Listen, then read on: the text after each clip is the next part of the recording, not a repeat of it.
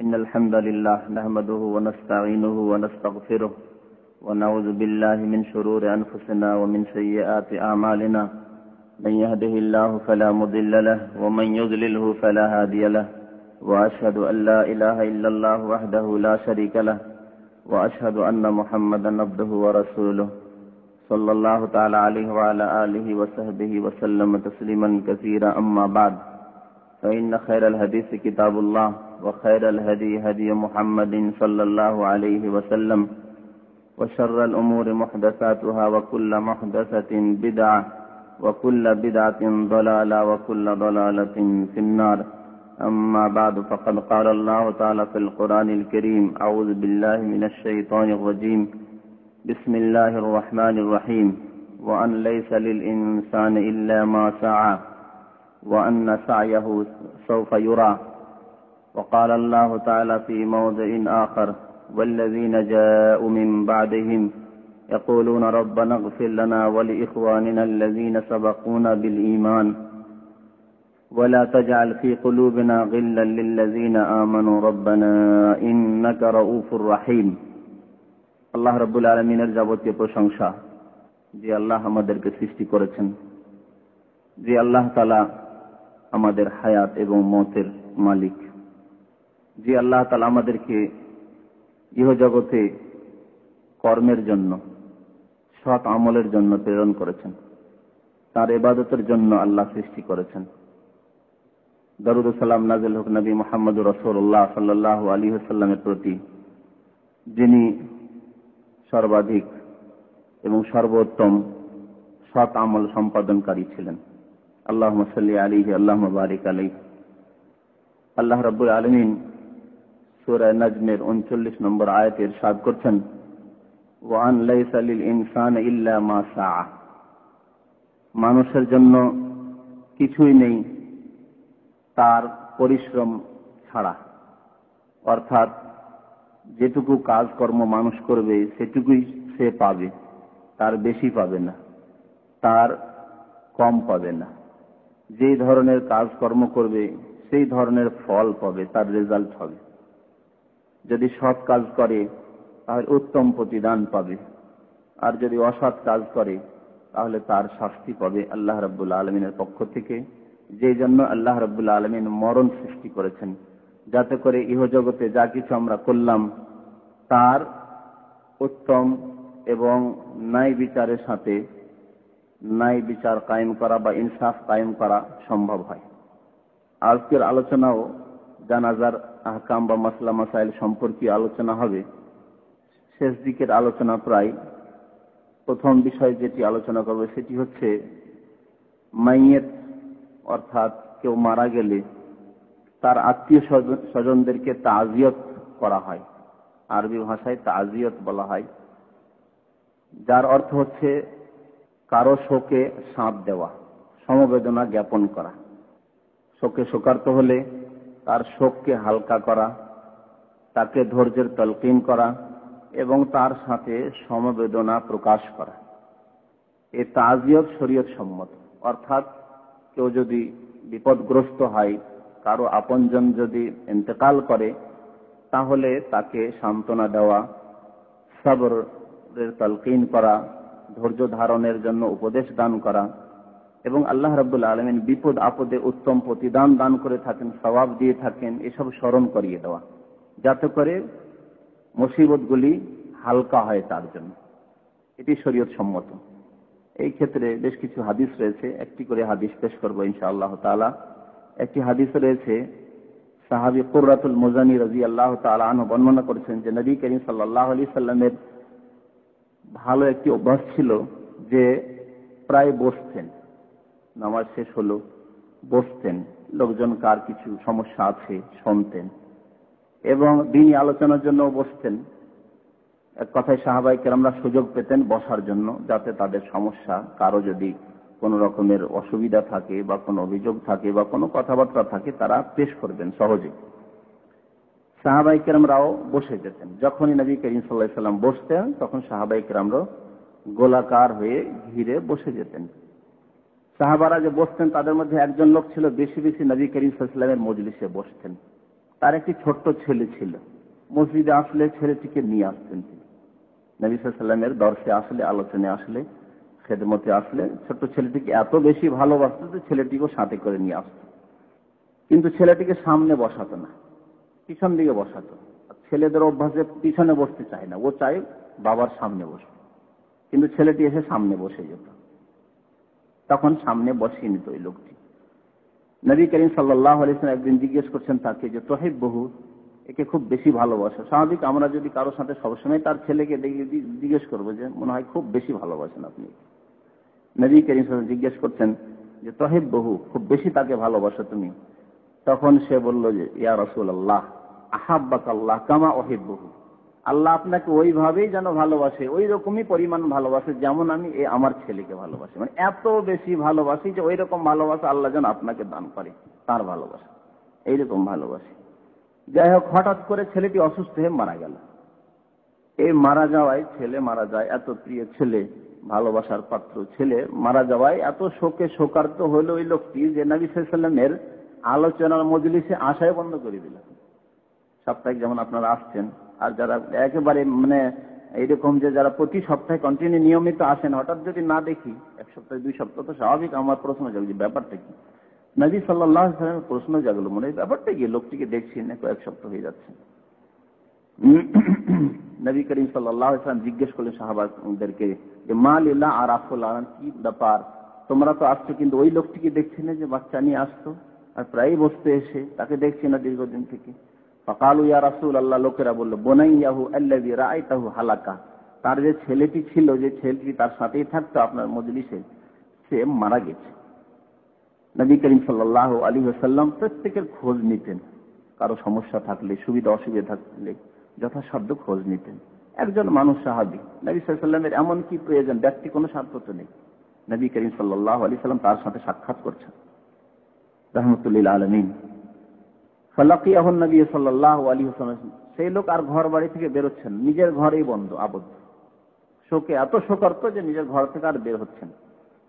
নবী সাল্লাল্লাহু আলাইহি ওয়াসাল্লাম সাক্ষাৎ করলেন, তাকে জিজ্ঞেস করলেন তার ছেলে সম্পর্কে। সে বলল যে ইয়া রাসূলুল্লাহ, ছেলেটি মারা গেছে। নবী করিম সাল্লাল্লাহু আলাইহি ওয়াসাল্লাম বলে ফাব আযাহু আলাইহি, তাজিয়াত দিলেন, অর্থাৎ সান্ত্বনা দিলেন। যেমন বললাম যে তাজিয়াত, ধৈর্যের উপদেশ দান করা এবং সওয়াবের কথা বলা, যে বালা মুসিবতে মানুষ যদি ধৈর্য ধারণ করে তার আল্লাহ রাব্বুল অশেষ সওয়াব রেখেছেন। আর তার সাথে সাথে দুনিয়া যে ক্ষণস্থায়ী, এর জন্য কোনো বিশেষ ভাষার প্রয়োজন নেই। যে কোনো ভাষা দিয়ে আপনি বুঝতে পারেন যে এই ভাষা দিলে একে সান্ত্বনা দেওয়া সম্ভব হবে। যাকে যে এরকম ভাষা দিয়ে সান্ত্বনা দেওয়া সম্ভব, ওই রকম ভাবে সান্ত্বনা দেওয়া হচ্ছে তাজিয়ত। নবী করিম সাল্লাল্লাহু আলাইহি ওয়াসাল্লাম তার তাজিয়ত করলেন। তারপরে তাকে বললেন, তাজিয়ত করতে গিয়ে কি বললেন, তার একটি অংশ নবী করিম সাল্লাল্লাহু আলাইহি ওয়াসাল্লাম বললেন যে দেখো, আইয়ুমা কানা আহাব্বা ইলাইক, তোমার কাছে এই দুইটি জিনিসের মধ্যে কোনটি জিনিস বেশি প্রিয়। দুটি নবী করিম সাল্লাল্লাহু আলাইহি ওয়াসাল্লাম তার সামনে বস্তু রাখলেন, দুটি জিনিস রাখলেন, আর এই দুইটি জিনিসের মধ্যে কোনটি তোমার জন্য উত্তম, তুমি ভালোবাসো, বলো দেখি। আনতুমাত্তিয়া বিহি উমরাকা আও লা তাতি গাদান ইলা বাবিন মিন আবওয়াবিল জান্নাহ ইল্লা ওয়াজাদতাহু কাদ সাবাকাকা ইলাইহি ইফতাহুহু লাকা। তুমি কি চাও যে ছেলেটি বেঁচে থাকতো, বেঁচে থেকে বড় হতো, বড় হওয়ার পরে কিছু আয়ু উপার্জন করত, আমার বুড়ো বয়সে সে আমার একটা সাহারা, আস্থা, ভরসা হতো, সে আমার সাহায্য সহযোগিতা করতো, তার দিয়ে অনেক উপকৃত, অনেক আশা আকাঙ্ক্ষা নিয়ে ছেলে মানুষ করে। ছেলেদের মানুষ করে, বিশেষ করে ছেলের ক্ষেত্রে অনেক আশা আকাঙ্ক্ষা রাখে যে এই হবে সেই হবে, কত কি আকাঙ্ক্ষা রাখে মানুষ। তো এই আকাঙ্ক্ষা যে তোমার ছিল, এটি তুমি ভালোবাসো না আরেকটি হচ্ছে তোমার অপশন, যে কাল কিয়ামতে যেদিন আল্লাহ রাব্বুল হিসাব নেকাশ শেষ করে দেবেন এবং সবাই জান্নাতে যাবে, সেই দিন তুমি যখন জান্নাতের দিকে এগিয়ে যাবে, তখন এমন কোন জান্নাতের দরজা থাকবে না যেখানে তুমি পৌঁছিবে তার আগেই দেখবে যে তোমার ছেলে উপস্থিত, তোমার ছেলে গিয়ে উপস্থিত। ইয়াফতাহু লাকা, আর তুমি যেতেই তোমার জন্য দরজা খুলবে, ওই ছেলে দরজা খুলবে যে আমার আব্বাকে নিব। এটি চাও তুমি, না তুমি চাও যে বেঁচে থাকতো ছেলেটি আর তা দিয়ে আমি দুনিয়াতে ক্ষণস্থায়ী যতদিন বাঁচি উপকৃত হতাম, কোনটি তুমি চাও? সাহেব বলি ইয়া রাসূলুল্লাহ, আমি ক্ষণস্থায়ী জীবনের কিছু ফায়দা চাই না, আমি আখিরাতের ফায়দা চাই। কাল কিয়ামতে আমার জন্য ওই ছেলেটি যদি জান্নাতের দরজা খুলি আর আমি নিশ্চিন্তে যদি জান্নাতে যেতে পারি, এটি আমার আকাঙ্ক্ষা, এটি আমি চাই। বলছেন বালিয়াসবিকুনি ইলা বাবিল জান্নাত ফায়াফতাহুহা লি লাহু আহাব্বু ইলাই, এটি আমার প্রিয় যে আমার আগে আগে সেই ছেলে পৌঁছে যাবে আর আমার জন্য দরজা খুলবে জান্নাতের, এটি পেলেই যথেষ্ট আমার জন্য। নবী করিম সাল্লাল্লাহু আলাইহি ওয়াসাল্লাম বলেন ফাযাকা লাকা, এটি তোমার জন্য আল্লাহর পক্ষ থেকে বিধিবদ্ধ। তোমার ছেলে মারা গেছে, তোমার জন্য এটি ফরজ হয়ে গেছে, সে শাফাআত করবে, তোমাকে জান্নাতের দরজা খুলে নিয়ে যাবে। ফাকালা রাজুলুম মিনাল আনসার, আনসারীদের এক লোক জিজ্ঞেস করলেন, ইয়া রাসূলুল্লাহ, আল্লাহ রাসূল, জালানিল্লাহু ফিদাআকা, আল্লাহ আমাকে আপনার জন্য কুরবান করুক, আপনার জন্য আমার জীবনকে উৎসর্গ করছি। আল্লাহু খাসসাতান, এই মাসলাটি কি তার সাথে খাস, মানে এই ফজিলত সেই হাসিল করবে, তার ছেলেই শুধু জান্নাতের দরজা খুলবে তার জন্য, না আমরাও কিছু পাবো? মাসলাটি আম সবার জন্য, সাধারণের জন্য। নবী করিম সাল্লাল্লাহু আলাইহি ওয়াসাল্লাম বললেন যে বাল্লে কুল্লেকুম, তোমাদের সবার জন্য, যে কোনো মুসলমানের জন্য, যে কোনো মুসলমানের নাবালক ছেলে যদি ইন্তেকাল করে আর তারপরে সে যদি ধৈর্য ধারণ করে, তাহলে আল্লাহ রাব্বুল আলামিন তাকে এই মর্যাদা দান করবেন যে তার আগেই সে জান্নাতে পৌঁছে থাকবে আর তার জন্য জান্নাতের দরজা খুলবে। লেকুল্লেকুম, তোমাদের সবার জন্যই। হাদিসটি নাসাইতে রয়েছে, ইবনে হিব্বান এবং হাকিমে রয়েছে, হাদিসটি সহিহ, মুসনাদে আহমদেও রয়েছে। তাজিয়াতের ক্ষেত্রে যেমন শোক করা, স্বামী ছাড়া অন্য কারোর জন্য শোক প্রকাশ করা বা শোকে শোকার্ত হওয়া 3 দিনের বেশি জায়েজ নাই। কিন্তু তাজিয়াতের ক্ষেত্রে অর্থাৎ সান্ত্বনা দেওয়ার ক্ষেত্রে, বালা মুসিবতে উপদেশ দানের ক্ষেত্রে 3 দিনের সাথে সীমিত নয়। 3 দিন পরেও যদি আপনি মনে করেন যে লোকটি 3 দিন হয়ে গেছে তারপরেও কাজে কর্মে যাচ্ছে না, কাজকর্ম ছেড়ে বাড়িতে বসে আছে আর বড়ই শোকে শোকার্ত ভেঙে পড়েছে, সুতরাং 3 দিন পার হয়ে গেলেও আপনি যদি মনে করেন যে এর সান্ত্বনার প্রয়োজন রয়েছে, তাহলে আপনি সান্ত্বনা তাকে দেবেন এবং তার তারবিয়ত করবেন। এই ক্ষেত্রে নবী করিম সাল্লাল্লাহু আলাইহি সাল্লাম থেকে দলিল প্রমাণ রয়েছে। নবী করিম সাল্লাল্লাহু আলাইহি সাল্লাম 3 দিন পরেও, ইন্তেকালের 3 দিন পরেও তাজিয়ত করেছেন, অর্থাৎ সান্ত্বনা দিয়েছেন। যেমন জাফর ইবনে আবি তালিব, রাসূলুল্লাহ সাল্লাল্লাহু আলাইহি সাল্লামের চাচাতো ভাই, মুতার যুদ্ধে যে শহীদ হয়েছিলেন, আর তার ছোট ছোট ছেলে মেয়ে, অনেকগুলি ছেলে মেয়ে ছিল, আর তারা খুব কান্নাকাটি করছিল, শোকে শোকার্ত তার জাফরের স্ত্রী এবং ছেলে মেয়েরা। নবী করিম সাল্লাল্লাহু আলাইহি সাল্লাম 3 দিন, এই হাদিসটি এর আগের আলোচনাও এসছে যে 3 দিন তাদের কাছে যাননি, খুব কান্নাকাটি করছে, 3 দিন তাদেরকে অবসর দিলেন। 3 দিন পরে এবং বললেন 3 দিন পরে আবার আসবো তোমাদের ওখানে। 3 দিন পরে গেলেন, আর যাওয়ার পরে বললেন যে লা তাবকু আলা আখি বাদাল ইয়াম, এরপরে তোমরা কান্নাকাটি করবে না। 3 দিন শোক প্রকাশ করলে আর কান্নাকাটি করবে না। আর তারপরে তাদের তাজিয়ত করলেন, তাদের ফজিলতের কথা বললেন, জাফর রাদিয়াল্লাহু তাআলা আনহুকে আল্লাহ যে শাহাদাতের পর যে মর্যাদা দান করেন সব কথা বললেন। এর দ্বারা বোঝা যায় যে 3 দিন পরেও যদি প্রয়োজন মনে করা হয় যে কাউকে সান্ত্বনা দিতে হবে মুসিবতে, আপনজন কারো ইন্তেকাল হলে, তাহলে জায়েজ। হাদিসটি মুসনাদ আহমদে, আবু দাউদ, নাসাইতে রয়েছে, হাদিসটি সহিহ। তাজিয়াতের ক্ষেত্রে আমাদের দেশের শরীয়ত বিরোধী যে কাজগুলি হয় তার মধ্যে 2টি জিনিস অত্যন্ত গুরুত্বপূর্ণ। তাজিয়াত করার জন্য এগুলি কাজ করা যাবে না। তার মধ্যে একটি জিনিস হচ্ছে যে তাজিয়াতের জন্য বিশেষ কোন স্থানে সমবেত হওয়া, বিশেষ কোন স্থানে অনুষ্ঠান করা, সমবেত হওয়া, এবং তার জন্য ঘোষণা দিয়ে দেওয়া হয়, জানিয়ে দেওয়া হয় মানুষকে যে অমুক মানুষ, তার বাবা মারা গেছে বা তার মা মারা গেছে বা তার স্ত্রী মারা গেছে, তার আপনজন কেউ মারা গেছে, অমুক জায়গায় থাকবেন, অমুক দিন অমুক জায়গায় থাকবেন, অমুক দিন অমুক জায়গায় থাকবেন বা অমুক বাসায় থাকবেন, একাধিক বাসা আছে, অমুক বাসায় থাকবেন। সুতরাং আর তাজিয়তের জন্য তিনি বসবেন, আপনারা গিয়ে দেখা সাক্ষাৎ করতে পারেন, তাজিয়ত দেবেন গিয়ে, এইরকম অনুষ্ঠান করা হয়। তারপরে ওতে গিয়ে দোয়া করা হয়, সবাই মিলে সম্মিলিত ভাবে দোয়া করা হয়। আর যে তাজিয়াতের নিয়মগুলি আমাদের দেশে রয়েছে, এটি আপত্তিকর। বিশেষ কোন স্থানে সমবেত হবেন, সবাই মিলে একই সময়ে সমবেত হইতে হবে, যেমন সবাই মাগরিব পরে এখানে হয়েছে। এখানে আমার কাছে খবর আছে, এই গত কয়েক মাস আগে এই খবরে একজন ডাক্তার সাহেবের আপনজন, জানি না, তার স্ত্রী মনে হয় তার আম্মা মারা গিয়েছিল। আর আমাদের বাংলাদেশি ভাইরা, বড় বড় যারা ডাক্তার, ইঞ্জিনিয়ার, এই ভাইরা সব সেখানে সমবেত হইল। আমার কাছে খবর আসলে যে এরকম ব্যাপার, কিন্তু তারা তো শুনবে না। তাদের যে বিদাত করা যে অভ্যাস আছে, কোরআন খানি কিছু করবে তারা, আর তারপরে কিছু দোয়া কালাম করবে, আর একসাথে সমবেত হবে, সবগুলি আপত্তিকর, কোন শরীয়তের প্রমাণ নেই। নবী করিম সাল্লাল্লাহু আলাইহি সাল্লাম যে জাফর ইবনে আবি তালিবের বাড়িতে গেলেন, সাহাবায়ে কেরামদেরকে সাথে নিয়ে গেলেন, আবু বকরকে নিলেন, ওমরকে নিলেন, কোন অনুষ্ঠান করলেন, মজলিস? তো এইরকম কোন মজলিস নেই। যখন রাস্তাঘাটে দেখা হলো সেখানে তাকে তাজিয়ত করলেন, উপদেশ দিলেন, সান্ত্বনা। মসজিদে দেখা হলো, মসজিদে তাকে তাসাল্লি দিলেন, আপনি তাকে উপদেশ দান করলেন সন্তানের জন্য। আর বিশেষ স্থানে সমবেত হইতে হবে, তার অনুষ্ঠান হবে, এটি একটি আপত্তিকর জিনিস। দ্বিতীয় আপত্তিকর জিনিস সেটি হচ্ছে যে সেই দিনে খাবার তৈরি করা হয়। যত লোকেরা তাজিয়ত করতে আসবে, সমবেদনা প্রকাশ করতে আসবে, তাদেরকে খাবার দাওয়াত দেওয়া হবে মাইয়েতের পরিবারের পক্ষ থেকে, মাইয়েতের আত্মীয় স্বজনদের পক্ষ থেকে। এটি হচ্ছে নাজায়েজ এবং বিদআত আর হিন্দুদের তাকলিদ, হিন্দুদের অন্ধ অনুকরণ। কারণ হযরত জারির বিন আব্দুল্লাহ রাদিয়াল্লাহু তাআলা আনহু বলছেন যে কুননা নাউদ্দু, আর আরেকটি বর্ণনা রয়েছে কুননা নারা, কুননা নাউদ্দুল ইজতিমা ইলা আহলিল মাইয়িতি ওয়া সানিয়াতু তাম বাদা দাফনিহি মিনান নিয়াহাতি। মুসনাদ আহমদ ইবনে মাজাহ হাদিসটি রয়েছে, হাদিসটি সহিহ। অর্থ হচ্ছে যে আমরা মনে করতাম যে মাইয়িতের বাড়িতে সমবেত হওয়া, ইজতিমা শব্দটি হাদিসে রয়েছে, মাইয়িতের বাড়িতে সমবেত হওয়া, অনেক লোকের সমাগম হওয়া এবং খাদ্য তসানি এত তাম, খাবার তৈরি করা, যে খাবার দাবার দিতে হবে, লোকেরা আসলে তাদেরকে খাবার দিতে হবে, বাদা দাফন কাফনের পরে। বিদআত রয়েছে আমার দেশে, কিছু লোকের দাফনের আগে খায়, আগে খাবে দাবে তারপরে যাবে জানাজা দাফন, এই এক বিদআত রয়েছে। আর দাফনটা হয়ে গেছে হয়তো, কিন্তু এখন তাজিয়াত করার জন্য আসছেন, সেজন্য সেখানে খাবার দাবার তৈরি হচ্ছে। একে আমরা কি মনে করতাম, রাসূলুল্লাহ সাল্লাল্লাহু আলাইহি ওয়াসাল্লামের জামানায় মিনান নিয়াহাতি, রোদন করার অন্তর্ভুক্ত মনে করতাম, নুহা মনে করতাম। নুহা করলে যে মাইয়িত কি আযাব হয়, যারা করবে তাদের জন্য তারা গুনাহগার হবে, তাদেরও আযাবের কারণ, এবং মাইয়িত যদি নিষেধ না করে গিয়ে থাকে আর ওই পরিবেশে এইরকম বিদআত থাকে, আচরণ থাকে ইসলাম বিরোধী, শরীয়ত বিরোধী, তাহলে মাইয়িতকেও আযাব হবে।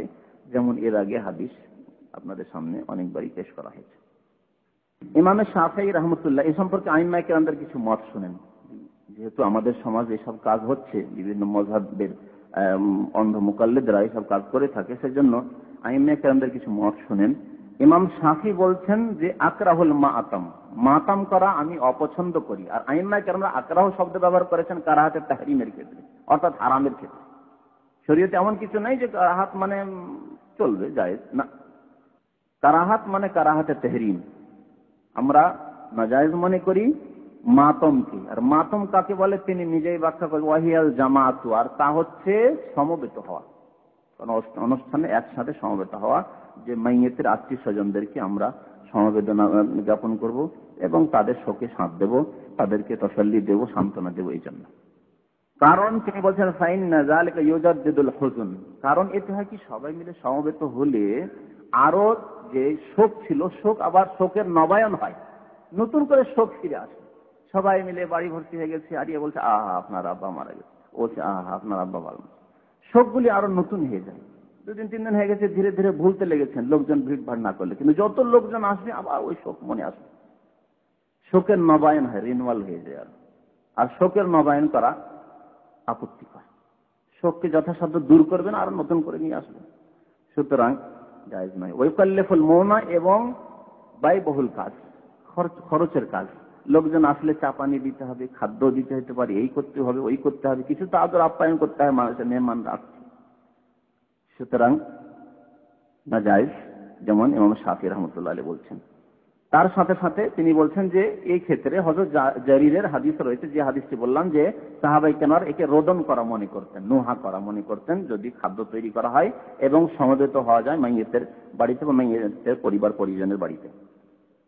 এইভাবে হানাফি মাযহাবের প্রসিদ্ধ ফাকিহ ইবনুল হুমাম হিদায়া, যে বিখ্যাত এবং সবচেয়ে বড় ফিকহ কিতাব রয়েছে হানাফি মাযহাবে, এই হিদায়া আমাদের কওমি মাদ্রাসার ফারিক ক্লাসে পড়া হয়। এই হিদায়ার তিনি ভাষ্য লিখেছেন, প্রসিদ্ধ আলেম তিনি বলছেন যে স্পষ্ট ভাষায় তিনি বলছেন যে মাইয়িতের পরিবারের পক্ষ থেকে, মাইয়িতের আত্মীয় স্বজন বা পরিবারের পক্ষ থেকে জিয়াফত অর্থাৎ খাবারের ব্যবস্থা করা, লোকজন আসবে তাদেরকে খাবারের ব্যবস্থা করা, এটি হচ্ছে মাকরুহ, অর্থাৎ মাকরুহ তাহরিমি, এর কারাহাত রয়েছে, অর্থাৎ জায়েজ নয়, হারাম। আর তারপরে তিনি কি বলছেন, ওয়াহিয়া বিদআতুন কাবিহা, এটি হচ্ছে জঘন্য বিদআত। শুধু বিদআত শব্দ ব্যবহার করেননি, জঘন্য বিদআত। কেউ যদি বলে যে বিদআত 2 প্রকার, হাসান আর সাইয়্যা, তো ইবনুল হুমাম হানাফিদের শিরোমণি বড় আলেম, হিদায়ার ভাষ্যকার, কি বলছেন কাবিহ বিদআত, নোংরা বিদআত, জঘন্য বিদআত। তাহলে প্রশ্নে উঠে না যে আর হাসান আর সাইয়া ভাগ করে বলবেন যে না ভালো, কাজগুলো তো ভালো, যদিও হাদিসে নেই, যদিও সাহাবীরা করেনি, তবু ভালোই করার আপনার অবকাশ নেই, এই বলার আপনার সুযোগও নেই। সুতরাং এ আপনার স্পষ্ট হয়ে গেল যে হানাফি মাযহাবেও এটি হচ্ছে জঘন্য নোংরা বিদআত। মাইয়েতের বাড়িতে খাবার তৈরি হবে মাইয়েতের পরিবার পরিজনের পক্ষ থেকে, আর লোকজনকে খাবার দাবার দেওয়া হবে মৃত্যুর পরে, দাফনের পূর্বে অথবা দাফনের পরে, যারা সেখানে আসবে তাদের আপত্তিকর, নাজায়েজ। আরো শোনেন হাম্বলি মাযহাবের ফতোয়া। এই ফতোয়া হচ্ছে হাম্বলি মাযহাব, বলছেন ওয়াহুয়া মাযহাবুল হানাবিলা। হাম্বলিদেরও মাযহাব হচ্ছে এই, যেমন আল ইনসাফ নামক ফিকহের কিতাব, হাম্বলি মাযহাবের ফিকহের কিতাবে রয়েছে যে এ হচ্ছে জঘন্য বিদআত। মৃত ব্যক্তির আত্মীয় স্বজনরা খাবার তৈরি করবে মেহমানদের জন্য, আর তাদেরকে খাবার খাওয়ানো হবে, হচ্ছে জঘন্য বিদআত। তাহলে সুন্নত কি? সুন্নত কি এই খাবারের ক্ষেত্রে? সুন্নত হচ্ছে যে মাইয়াতের পরিবার পরিজন তারা খাওয়াবে না, তারা খাবার তৈরি করবে না, তাদের খরচে খাবার তৈরি হয়, বরং তাদের যে আত্মীয় স্বজনরা রয়েছে বা পাড়া প্রতিবেশী রয়েছে বা মুসলিম ভাইরা রয়েছে, তাদের জন্য সুন্নত তরিকা হচ্ছে যে তারা খাবার পৌঁছাবে মাইয়েতের বাড়িতে, যাতে করে ওরা শোকে শোকার্ত রয়েছে, হয়তো খাবার দাবার 2 দিন 3 দিন ধরে তৈরি করেন, বিশেষ করে কমপক্ষে 3 দিন, যেহেতু 3 দিন তাদের জন্য শোক করা জায়েজ রয়েছে শরীয়তে। 3 দিনের খাবার হয়তো তাদের বাড়িতে তৈরি নাও হইতে পারে, চূড়া নাও জ্বালাতে পারে তারা, সুতরাং 3 দিন ধরে আত্মীয় স্বজন বা যারা গ্রামবাসী রয়েছে তারা খাবার পৌঁছাবে। এই ক্ষেত্রে দলিল হচ্ছে ওই আব্দুল্লাহ বিন জাফরের হাদিস। হযরত জাফর ইবনে আবি তালিব রাসূলুল্লাহ সাল্লাল্লাহু আলাইহি ওয়াসাল্লামের চাচাতো ভাই, যখন শহীদ হলেন মুতার যুদ্ধে, তখন নবী করিম সাল্লাল্লাহু আলাইহি ওয়াসাল্লাম জাফর ইন্তেকালের সংবাদ দিলেন। এই সংবাদ ওহী ভিত্তিক সংবাদ দিয়েছেন। নবী করিম সাল্লাল্লাহু আলাইহি ওয়াসাল্লাম মসজিদে নববীতে বসে আছেন আর সংবাদ দিচ্ছেন যে এখন জাফর শহীদ হয়ে গেল, এখন অমুক শহীদ হলো, অমুক কমান্ডার শহীদ হলো। এইভাবে কয়েকজন কমান্ডারের শাহাদাতের সংবাদ ওহীর মাধ্যমে নবী করিম সাল্লাল্লাহু আলাইহি ওয়াসাল্লাম দিলেন। তারপরে তিনি বললেন লোকদেরকে, কালান নবী সাল্লাল্লাহু আলাইহি ওয়াসাল্লাম ইসনাউ লিআলি জাফর তামান, তোমরা জাফরের পরিবার পরিজনের জন্য, ছেলে মেয়েদের জন্য খাবার তৈরি করো। ইসনাউ, খাবার তৈরি করো, কারণ ফাইন্নাহু কাদ আতাহুম মা ইউশগিলুহুম, কারণ তাদের উপর এমন বিপদ আপতিত হয়েছে যাতে তারা ব্যতিব্যস্ত হয়েছে, তারা খাবার তৈরি করার মতো অবস্থায় নেই, সুতরাং তাদের জন্য খাবার তৈরি করো। আর উল্টো তাদের বাড়িতে যাবেন খাবার দাবার জন্য, তাদের বাড়িতে এমন ভাবে ইস্তেমা করবেন যে আপনাকে খাওয়াতে বাধ্য, চা পানি দিতে বাধ্য, এগুলি হচ্ছে সব সুন্নাত বিরোধী এবং এগুলি জঘন্য বিদআত। এই হাদিসটি আবু দাউদ তিরমিজিতে রয়েছে, হাদিসটি হাসান। আর একটি বিষয়বস্তু হচ্ছে যে মাইয়েত মরে যাওয়ার পরে কি কাজ করলে তার কিছু উপকার আমরা করতে পারবো, অত্যন্ত গুরুত্বপূর্ণ পয়েন্ট। যেহেতু আমাদের দেশে অনেক নাজায়েজ তরিকা, বিদআতি তরিকা রয়েছে, ইসালে সওয়াব করার, নেকি পৌঁছানোর, হাদিয়া করার, কেউ হাদিয়া করা বলে, কেউ ইসালে সওয়াব বলে, সওয়াব পৌঁছা, কেউ বকশানো বলে। এগুলো হচ্ছে আমাদের উপমহাদেশের ভাষা। নেকি হাদিয়া করা অথবা বকশানো, বকশানো বেশিরভাগ বলা হয় আমাদের দেশে, যেহেতু ওই ফার্সি আর উর্দুর বেশি আমাদের দেশে চর্চা রয়েছে। তো এই যে মাইয়াতকে বকশায়, নেকি বকশায়, তো অধিকাংশ বিদআতি তরিকাগুলি আমাদের দেশে রাইজ রয়েছে। যেসব প্রথা রয়েছে সেগুলি হচ্ছে বিদআতি প্রথা, কিন্তু সুন্নাত মোতাবেক হাদিসের অনুসারে আপনি কিভাবে মাইয়াতকে উপকৃত করতে পারেন, নেকি পৌঁছাতে পারেন, এ সম্পর্কে প্রথম কাজ হচ্ছে যে মুসলিম ভাইয়ের জন্য দোয়া।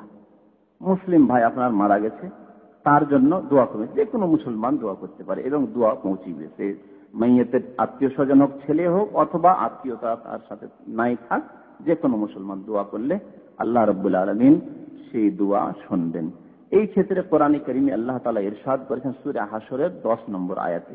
প্রথমে আয়াতটি পাঠ করেছিলাম, ওয়াল্লাযিনা জাউ মিন বাদিহিম, যারা তাদের পরে আসবে, ওয়াল্লাযিনা জাউ মিন বাদিহিম ইয়াকুলুন, তারা বলবে, দোয়া আল্লাহ শিখিয়ে দিচ্ছেন যে এইভাবে তোমরা তোমাদের পূর্বে যেসব মুসলিম ভাইরা ইন্তেকাল করেছেন সাহাবায়ে কেরামদের জামানা থেকে আজ পর্যন্ত, যারা ইন্তেকাল করেছে তাদের জন্য কি দোয়া করবে? ইয়াকুলুনা রব্বানা ইগফির লানা, হে আল্লাহ, হে আমাদের পালনকর্তা, হে আমাদের রব, ইগফির লানা, আল্লাহ আমাদেরকে মাফ করে দাও, ক্ষমা করে দাও, ওয়ালি ইখওয়ানিনা আল্লাযিনা সাবাকুনা বিল ঈমান, এবং আমাদের ওই ভাইদেরকে মাফ করে দাও, ক্ষমা করে দাও, যারা ঈমানের সাথে আমাদের পূর্বে চলে গেছেন, ইন্তেকাল করেছেন, সাবাকুনা বিল ঈমান। এই আয়াতে একটি গুরুত্বপূর্ণ জিনিস বোঝা গেল, সেটি হচ্ছে যে আগে নিজের মার্জনার জন্য দোয়া করবেন, আল্লাহ মাগফির লানা, রব্বানা ইগফির লানা, আল্লাহ আমাদের ক্ষমা করো। প্রথমে বলবেন নিজের ক্ষমার কথা, যেহেতু নিজে আপনি বেশি মুখাপেক্ষী নেকি আল্লাহর রহমতের, আল্লাহর করুণার, আল্লাহর মার্জনার ক্ষমা। যে কোনো আয়াতে আল্লাহ দোয়া শিখিয়েছেন বা নবী করিম সাল্লাল্লাহু আলাইহি ওয়াসাল্লাম হাদিসে দোয়া শিখিয়েছেন, আগে আল্লাহ মাগফির, আল্লাহ আমাকে ক্ষমা করবো, আল্লাহ মাগফির লানা, আল্লাহ আমাদের ক্ষমা করো, এই কথা বলা হয়েছে। আর আমাদের দেশে এক শ্রেণীর মানুষরা করে কি, দোয়া করে আর দোয়া করে প্রথম নেকিটি সব চিনে গিয়ে, হে আল্লাহ আমার রসুল পাকের রওজা শরীফে পৌঁছে দাও, সবকে আগেই পৌঁছে দিল। আর বাকি বাকি থাকলো কিনা তো আল্লাহ জানেন, যেহেতু বিরাটি আমল তো কবুল হয় না, কি যে হবে তাদের তো আল্লাহ রাব্বুল আলামিন জানেন, কিচ্ছু বলা সম্ভব না তাদের সম্পর্কে। যেহেতু বিরাটির আমলই কবুল হয় না, সব হয়তো নষ্ট হয়ে যাবে, এই আশঙ্কা রয়েছে। তো প্রথমে নিজের জন্য দোয়া করতে হবে, কোরআন শিখাচ্ছে রব্বানা গফির লানা, তারপরে ওয়ালি ইখওয়ানিনাল্লাযীনা সাবাকুনা বিল ঈমান। কোরআনে পড়েন আপনি, বাবার চাইতে কারো বেশি হক আছে, মায়ের বলে দেন মাতা পিতার হকের চাইতে কারো বড় হক নেই, আল্লাহর পরে তাদের হক। তারপরে আল্লাহ বলছেন রব্বিগফিরলি ওয়ালি ওয়ালিদাইয়া, হে আল্লাহ আমাকে মাফ করো, মার্জনা করো, ওয়ালি ওয়ালিদাইয়া আমার মাতা পিতাকে মাফ করো। কোরআনে কত জায়গায় এইভাবে দোয়া শেখানো হয়েছে। কোরআন যদি আমরা গবেষণামূলক পড়তাম, একটু যদি তাহকিকের সাথে পড়তাম কোরআনে আল্লাহ কি বলতে চেয়েছে, তাহলে আমরা হিদায়াত পেয়ে যেতাম, তাহলে শিরক বিদআত থাকতো না, শরীয়ত বিরোধী কোনো কাজ আমাদের দ্বারা মনে হয় হতো না। তো আল্লাহ বলছেন দোয়া শিখিয়েছেন, ওয়ালি ইখওয়ানিনাল্লাযীনা সাবাকুনা বিল ঈমান ওয়ালা তাজআল ফী কুলুবিনা গিল্লাল লিল্লাযীনা আমানু, হে আল্লাহ আমাদের অন্তরে বিদ্বেষ রাখিও না তাদের বিরুদ্ধে যারা মুমিন, ওয়ালা তাজআল ফী কুলুবিনা গিল্লাল লিল্লাযীনা আমানু, মুমিনদের বিরুদ্ধে যাতে করে অন্তরে কোনো রকম বিদ্বেষ শত্রুতা আমাদের অন্তরে না থাকে। রব্বানা ইন্নাকা রাউফুর রহিম, হে পালনকর্তা নিঃসন্দেহে তুমি করুণাময় এবং তুমি মেহেরবান। তাছাড়া এই ক্ষেত্রে অনেক হাদিস রয়েছে যে দোয়া মুসলিম ভাই যদি মুসলিম মাইয়েতের জন্য, মৃত ব্যক্তির জন্য দোয়া করে, দোয়ার সওয়াব পৌঁছিবে। এর স্পষ্ট দলিল হচ্ছে নবী করিম সাল্লাল্লাহু আলাইহি সাল্লামের কবর জিয়ারত করা। নবী সাল্লাল্লাহু আলাইহি সাল্লাম খুব বেশি বেশি কবর জিয়ারত করতেন। কবর জিয়ারতের শরীয়তে দুইটি উদ্দেশ্য, একটি হচ্ছে নিজের ফায়দা, আর একটি হচ্ছে যাদের জিয়ারত করছেন মাইয়েত মৃত কবরবাসী তাদের ফায়দা। নিজের ফায়দা হচ্ছে কি, যে পরকাল স্মরণ আসবে। নবী সাল্লাল্লাহু আলাইহি ওয়াসাল্লাম বলছেন তোমরা ফাজুরুল কবুরা, কবর জিয়ারত করো, ফাইন্নাহা তুযাক্কিরুকুমুল আখিরাহ, তোমাদের পরকালকে স্মরণ করিয়ে দেবে। হাই, এত বড় বড় মানুষেরা চলে গেছে কবরে, তাহলে আমি কোথায়, আমাকে তো মরতে হবে, কিছু তো করি, কি করলাম, জীবনটা চলে গেল, বয়স 40-50 হয়ে গেল, পরকাল স্মরণ আসবে, আমাকে তো কখন চলে আসতে হবে, আজকে তো আসতে হতে পারে এখানে। এই ফায়দা। আর এক ফায়দা হচ্ছে তাদেরকে উপকৃত, তাদের জন্য দোয়া করা, গেলে তাদের জন্য দোয়া করবেন, সালাম পড়বেন, যেসব হাদিসে দোয়া রয়েছে সালামের, তারপরে আপনি সেখানে গিয়ে আপনি দোয়া করবেন তাদের জন্য, এই হচ্ছে ফায়দা।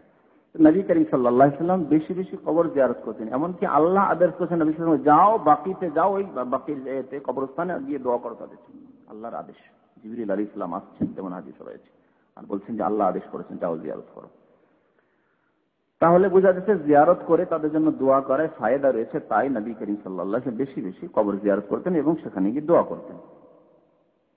তাছাড়া আরেকটি হাদিসে রয়েছে, নবী করিম সাল্লাল্লাহু আলাইহি ওয়াসাল্লাম ইরশাদ করেছেন, দাওয়াতুল মারইল মুসলিম লিআখিহি বিযাহরিল গায়ব মুস্তাজাবাতুন, মুসলমান ভাই যদি অন্য কোন মুসলিম ভাইয়ের জন্য দোয়া করে বিযাহরিল গায়ব, তার অনুপস্থিতিতে, সামনাসামনি না, সামনাসামনি অনেক সময় দোয়া লোক দেখানো দোয়া হয়, যাতে করে লোকটি আমাকে মনে করে যেন আমি খুব তার হিতাকাঙ্ক্ষী, তার খুব দরদি আমি।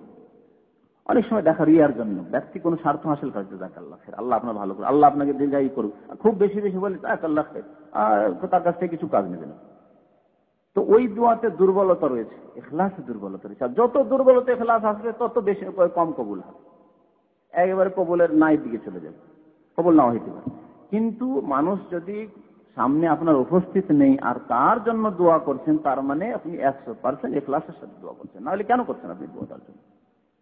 তাই নবী সাল্লাল্লাহু আলাইহি ওয়াসাল্লাম বলেন বিযাহরিল গায়ব, অনুপস্থিতে যদি মুসলিম ভাইয়ের জন্য দোয়া করে তো মুস্তাজাবাতুন, এই দোয়া অবশ্যই কবুল হয় আল্লাহর দরবারে। ইনদা রাসিহি মালাকুন মুআক্কাল, এবং তার মাথার কাছে আল্লাহ এক ফেরেশতা নিযুক্ত করে দেন। কুল্লামা দাআ লি আখিহি বিখাইর, যখন মুসলিম ভাইয়ের জন্য কোনো কল্যাণের দোয়া করে, তাআলাল মালাকুল মুআক্কাল, তখন এই যে নিযুক্ত ফেরেশতা রয়েছে আল্লাহর পক্ষ থেকে বলে আমিন। আপনি কোন মুসলিম ভাইয়ের জন্য দোয়া করছেন, ফেরেশতা কি বলেন? আল্লাহ ফেরেশতা নিযুক্ত করেন, বলে আমিন। আর তার সাথে এবং আল্লাহ তোমাকেও যেন বঞ্চিত না করে, তোমাকেও যেন ওই রকমই দান করে।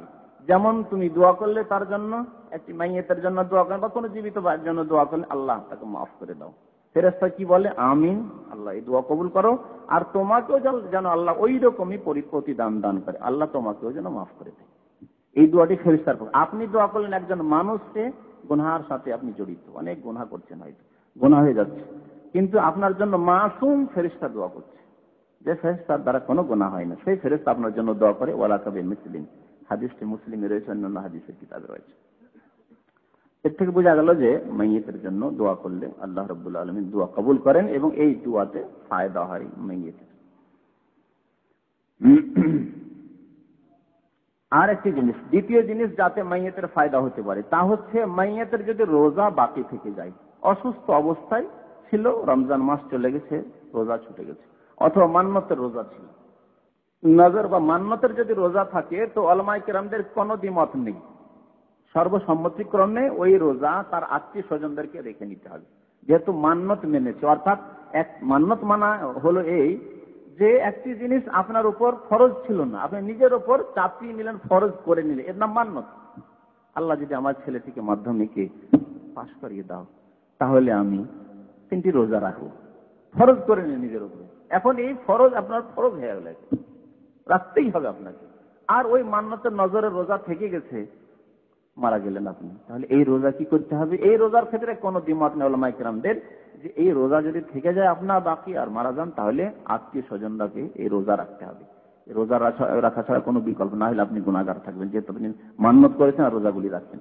আত্মীয় স্বজনরা যদি রোজা রেখে নেয়, তাহলে এই নেকিটা পৌঁছবে। নেকি পৌঁছার দ্বিতীয় তরিকা, ফরজ রোজার ক্ষেত্রে রমজান মাসে রোজা ছিল, অসুস্থ অবস্থায় থেকে গেল, রোজাগুলি রাখতে পারলেন না, আর তারপরে বা সফরে ছিলেন রোজা রমজানে, আর তারপরে সফর থেকে আসতেই রোজা রাখার সুযোগ পেলেন না, বা অসুস্থতা থেকে আর সেরে উঠতে পারলেন না, মারা গেলেন।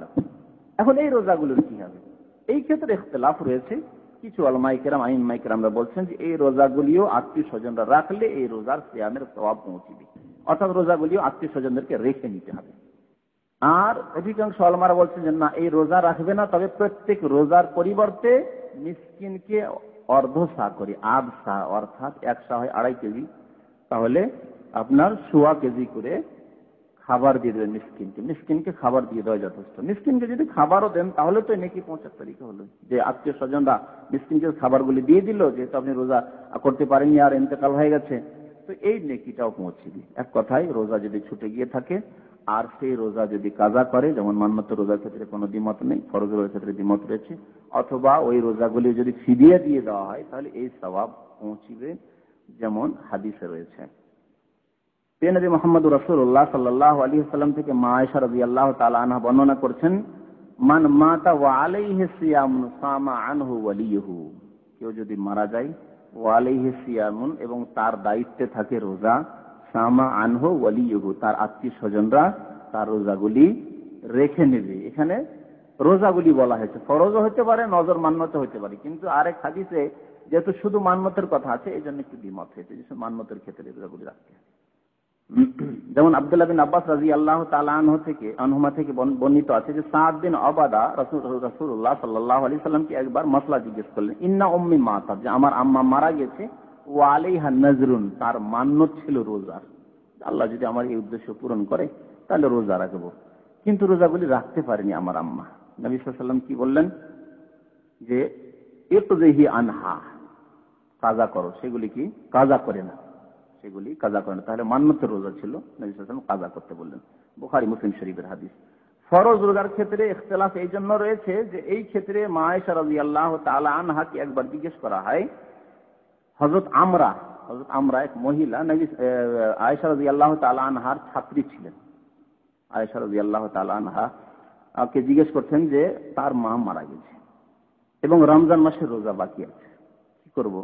আয়েশাকে বলেন, আকদিয়া হানা, গুলি কাজা করে নেব, মানে পূরণ করে নেব কি? তখন আয়েশা রাদিয়াল্লাহু তাআলা আনহা উম্মুল মুমিনিন বলেন, লা বাল তাসাদদাকি আনহা মাকানা কুল্লি ইয়াউমিন নিসফু সাইন আলা কুল্লি মিসকিন, প্রত্যেক রোজার পরিবর্তে একটি মিসকিনকে আধা সা করে সাদকা করে দাও, ফিরিয়ে দিয়ে দাও। রোজা রাখতে বললেন না মা আয়েশা। এই জন্য অনেক ওলামাদের মত যে এই ক্ষেত্রে ফরজ রোজা যদি ছুটে গিয়ে থাকে আর ইন্তেকালকে অসুস্থ অবস্থায় ওই অবস্থায় ইন্তেকাল করে গেছে সময় পানি রোজা রাখার, তাহলে ফিরিয়ে দিয়ে দিবে। আরো আব্দুল্লাহ বিন আব্বাস রাদিয়াল্লাহু তাআলা বলছেন যে এজা মারেদার রাজুল ফি রমাদান, রমজান মাসে কেউ যদি অসুস্থ হয় সুম্মা মাতা ওয়া লাম ইয়াসুম, তারপরে ইন্তেকাল করে গেল, রোজা রাখতে পারলো না, আতামা আনহু ওয়া লাম ইয়াকুন আলাইহি কাযা, তাহলে খাবার দিয়ে দিয়ে প্রত্যেক রোজার পরিবর্তে খাবার দিবে মিসকিনকে, কাজা করবে না, রোজাগুলি আত্মীয়স্বজনের কাজা করতে হবে। ওয়াইন কানা আলাইহি নাযর, যদি মান্নত থাকে কাজা আনহু ওয়ালি, তাহলে আত্মীয়স্বজনটা কাজা করে নেবে। এটি হচ্ছে আব্দুল্লাহ বিন আব্বাসের মত। এই জন্য ইমাম আহমদ আর অন্যান্য ওলামারা বলছেন যে কাজা করতে হবে না যদি ফরজ রোজা হয়, খাবার দিয়ে দিতে হবে ফকির মিসকিন। ইমাম শাফি আর বেশ কিছু ওলামায়ে কেরামরা তারা বলছেন যে না, ফরজ রোজা হইলেও আত্মীয়স্বজনরা কাজা করতে পারি, আল্লাহু আ'লাম। তৃতীয় সওয়াবের তরিকা, সওয়াব পৌঁছানোর তরিকা, মাইয়াতকে সওয়াব পৌঁছার তৃতীয় তরিকা হচ্ছে যে মাইয়াতের যদি ঋণ থাকে ঋণ পরিশোধ করা। এই ঋণ পরিশোধ আত্মীয় স্বজন করতে পারে, আর আত্মীয় স্বজন ছাড়া যে কোনো মুসলিম ভাই করে দিতে পারে। যে কোনো মুসলিম ভাই যে আত্মীয় স্বজন নাও হয়, সে মাইয়াতের সাথে কোনো আত্মীয়তা নেই, যদি ঋণ পরিশোধ করে তাহলে এই সওয়াব মাইয়াতকে পৌঁছবে। আর আপনারা জানেন যে এই ক্ষেত্রে অনেকবারই হাদিস বলেছি যে নবী করিম সাল্লাল্লাহু আলাইহি ওয়াসাল্লাম যখনই কোনো জানাজা তার সামনে আসতো নামাজ পড়ার জন্য, জানাজা পড়ার জন্য, তখন জিজ্ঞেস করতেন হাল আলাইহি দাইনুন, ঋণ আছে কি তার উপর? যদি বলা হতো যে না ঋণ নাই, তাহলে তো জানাজা পড়তেন। আর যদি বলতো না ঋণ আলাইহি দাইন, এটা তো দাইন রয়েছে, ঋণ রয়েছে, তাহলে কি করতেন? বলতেন সাল্লু আলা সাহিবিকুম, তোমাদের এই সঙ্গীর সাথীর নামাজ তোমরা জানাজা পড়ে না, আমি নামাজ পড়তে পারবো না, আল্লাহ নিষেধ করেছেন। যখন সংকট ছিল, অভাব ছিল, নবী সাল্লাল্লাহু আলাইহি ওয়াসাল্লামের কাছে বাইতুল মালের পয়সার অভাব ছিল, তখন এই বলতেন। তারপরে আল্লাহ রাব্বুল আলামিন যখন গনিমত এবং সাইয়ের সম্পদ দিলেন, তখন নবীকে জিজ্ঞেস করতেন, যদি ঋণ থাকতো বলতেন দেখো আমি ঋণ পরিশোধ করছি। নবী সাল্লাল্লাহু আলাইহি ওয়াসাল্লাম প্রথমে ঋণ পরিশোধ করতেন, মুসলিমদের পক্ষ থেকে ঋণ থেকে গেলে তারপরে জানাজা পড়তেন। তাহলে বোঝা যাচ্ছে যে ঋণ অবস্থায় যদি মারা যায় তাহলে বড়ই অপরাধ করলো, এই অপরাধ থেকে মুক্ত করবেন এবং এই সওয়াবটুকু পৌঁছাবেন, ঋণ পরিশোধ করে দেওয়া সওয়াব, এই সওয়াব পৌঁছাবেন আপনি যদি আপনার আত্মীয় স্বজন বা যে কোনো মুসলিম ভাই মারা যায় আর ঋণ রয়েছে আর ঋণ পরিশোধ করতে পারছে না, আল্লাহর রাস্তায় ঋণ পরিশোধ করে দেন। এটি হচ্ছে ইসালে সওয়াবের একটি তরিকা। বক্সাবার, আমাদের বক্সা বলে না, তো বক্সাবার অর্থাৎ যদি কিছু নেকি তাকে দিতে চান, পৌঁছাতে চান, তো এই হচ্ছে তরিকা। চতুর্থ হচ্ছে যে সৎ সন্তান। সৎ সন্তান, সৎ সন্তান এই জন্য যে অসৎ সন্তান অসৎ কাজ করবে, নেক কাজে নেই তো পাবেই কি বাবা মা। সৎ সন্তান যে কোনো ভালো আমল করবে, যে কোনো ভালো আমল করবে, তার একটি ভাগ মাতা পিতা পেতেই থাকবে। এটি হচ্ছে ইসালে সওয়াবের সর্বোত্তম তরিকা। আপনার বাবার ইন্তেকাল হয়ে গেছে, আপনার আম্মার ইন্তেকাল হয়ে গেছে, আপনি বেশি বেশি নেক কাজ করেন। নেক কাজ আপনি নামাজের মাধ্যমে করেন, আপনি রোজা হজ যাকাতের মাধ্যমে করেন, আপনি দান খেরাতের মাধ্যমে করেন, যে কোনো ভালো কাজ করবেন। ফরজ নামাজ তো পড়ছেন, তারও সওয়াব পৌঁছচ্ছে, সুন্নত নফল যা পড়বেন, তাহাজ্জুদ পড়েন, আপনি যা যে কোনো ইবাদত করবেন, একটি ভাগ করে আপনার মাতা পিতার কাছে পৌঁছতে থাকবে। আপনি নিয়ত করেন আর না করেন, এটি মনে রাখবেন যে আমরা করি কি, আমাদের দেশে যে আল্লাহ এক পারা কোরআন পড়লাম, এই সওয়াবটুকু আমার আব্বাকে পৌঁছে দাও, এক পারা কোরআন পড়ে এক খতম দিলাম, আল্লাহ এই সওয়াবটুকু আমার মাকে পৌঁছে দাও। নিয়ত করেন আর না করেন, ছেলে সন্তানকে নিয়ত করার প্রয়োজন নেই, বরং আপনি আপনার সওয়াব পাবেন, আপনার সওয়াবে কোনো ঘাটতি হবে না। আর আপনার আব্বা আপনার আম্মা যেহেতু আপনার পৃথিবী আসার আল্লাহর পরে কারণ, উপায়, তাদের মাধ্যমে আপনি পৃথিবীতে এসেছেন, সুতরাং তাদের উপার্জন, আপনি তাদের উপার্জনের একটা অংশ। আপনি তারা যেমন ধন সম্পদ উপার্জন করেছেন, আপনিও তাদের উপার্জন, আপনি ছেলে মেয়ে বাবা মায়ের উপার্জন। সুতরাং আপনি যে কোনো ভালো আমল করবেন একটি ভাগ করে পৌঁছিবে। সুতরাং বেশি বেশি ভালো আমল করেন, বেশি বেশি ইবাদত করেন, ফরজ ওয়াজিবাত নফল বেশি বেশি নফল ইবাদত করেন, আপনার মাতা পিতাকে সওয়াব পৌঁছিবে। এই ক্ষেত্রে একটি আয়াত পাঠ করেছি সূরা নাজমের 39 নম্বর আয়াত। প্রথমে বলেছি ওয়া আন লাইসা লিল ইনসানি ইল্লা মা সা, মানুষ তাই পাবে যা সে করলো, যা করলো। তো ছেলে ভালো আমল করছে, আপনি কি করলেন? মাইয়ের যে মারা গেল সে কি করলো? ওই ছেলের ক্ষেত্রে ছেলে সৎ আমল করছে, ওই যে ছেলে যে সৎ সন্তান জন্মে গেছে, সেই সন্তানকে জন্ম দিয়েছে সে, এবং তারপরে সেই সন্তানকে যথাসাধ্য সে তরবিয়ত দিয়ে, ইসলামের তরবিয়ত দিয়ে তাকে সৎ করার জন্য চেষ্টা করেছে। সুতরাং তার উপার্জন, সেও সেই ক্ষেত্রে যেন সাই করল, তার উপার্জন, সুতরাং সে সওয়াব পাবে। কোরআনের একটি আয়াত, তাছাড়া নবী করিম সাল্লাল্লাহু আলাইহি ওয়াসাল্লামের হাদিসে রয়েছে, ইন্না আতিয়াবা মা আকালা রাজুল মিন কাসাবিহি, সর্বোত্তম রেজেক মানুষ যে খায়, ভক্ষণ করে, সর্বোত্তম রেজেক যা মানুষ ভক্ষণ করে তা হচ্ছে মিন কাসাবিহি, যা নিজে উপার্জন করে খায়। গত জুমার দিন এই হাদিসটি মনে বলেছিলাম যে মানুষ দুই শ্রেণীর আছে। এক শ্রেণীর মানুষ আছে যে নিজে উপার্জন করে খায়, যে কোনো কাজ করে, আপনি নিজে কাজ করছেন, খাচ্ছেন। আর এক শ্রেণীর মানুষ আছে যে অপরের খাবার খায়, অপরের বাড়িতে লজিং খাচ্ছে, অথবা অপরে দিচ্ছে, তাকে ভাতা দিচ্ছে আর খাচ্ছে, কোনো কাজকর্ম করছে না, সরকার ভাতা দিচ্ছে আর খাচ্ছে বসে বসে, নিজের উপার্জনের নাই। তো সর্বোত্তম খাবার, সর্বোত্তম আহার, সর্বোত্তম রেজেক হচ্ছে যেটি নিজে হাতে মেহনত করে খায় মানুষ, এবং তার গুরুত্ব বুঝে যে আমি মেহনত করে উপার্জন করেছি।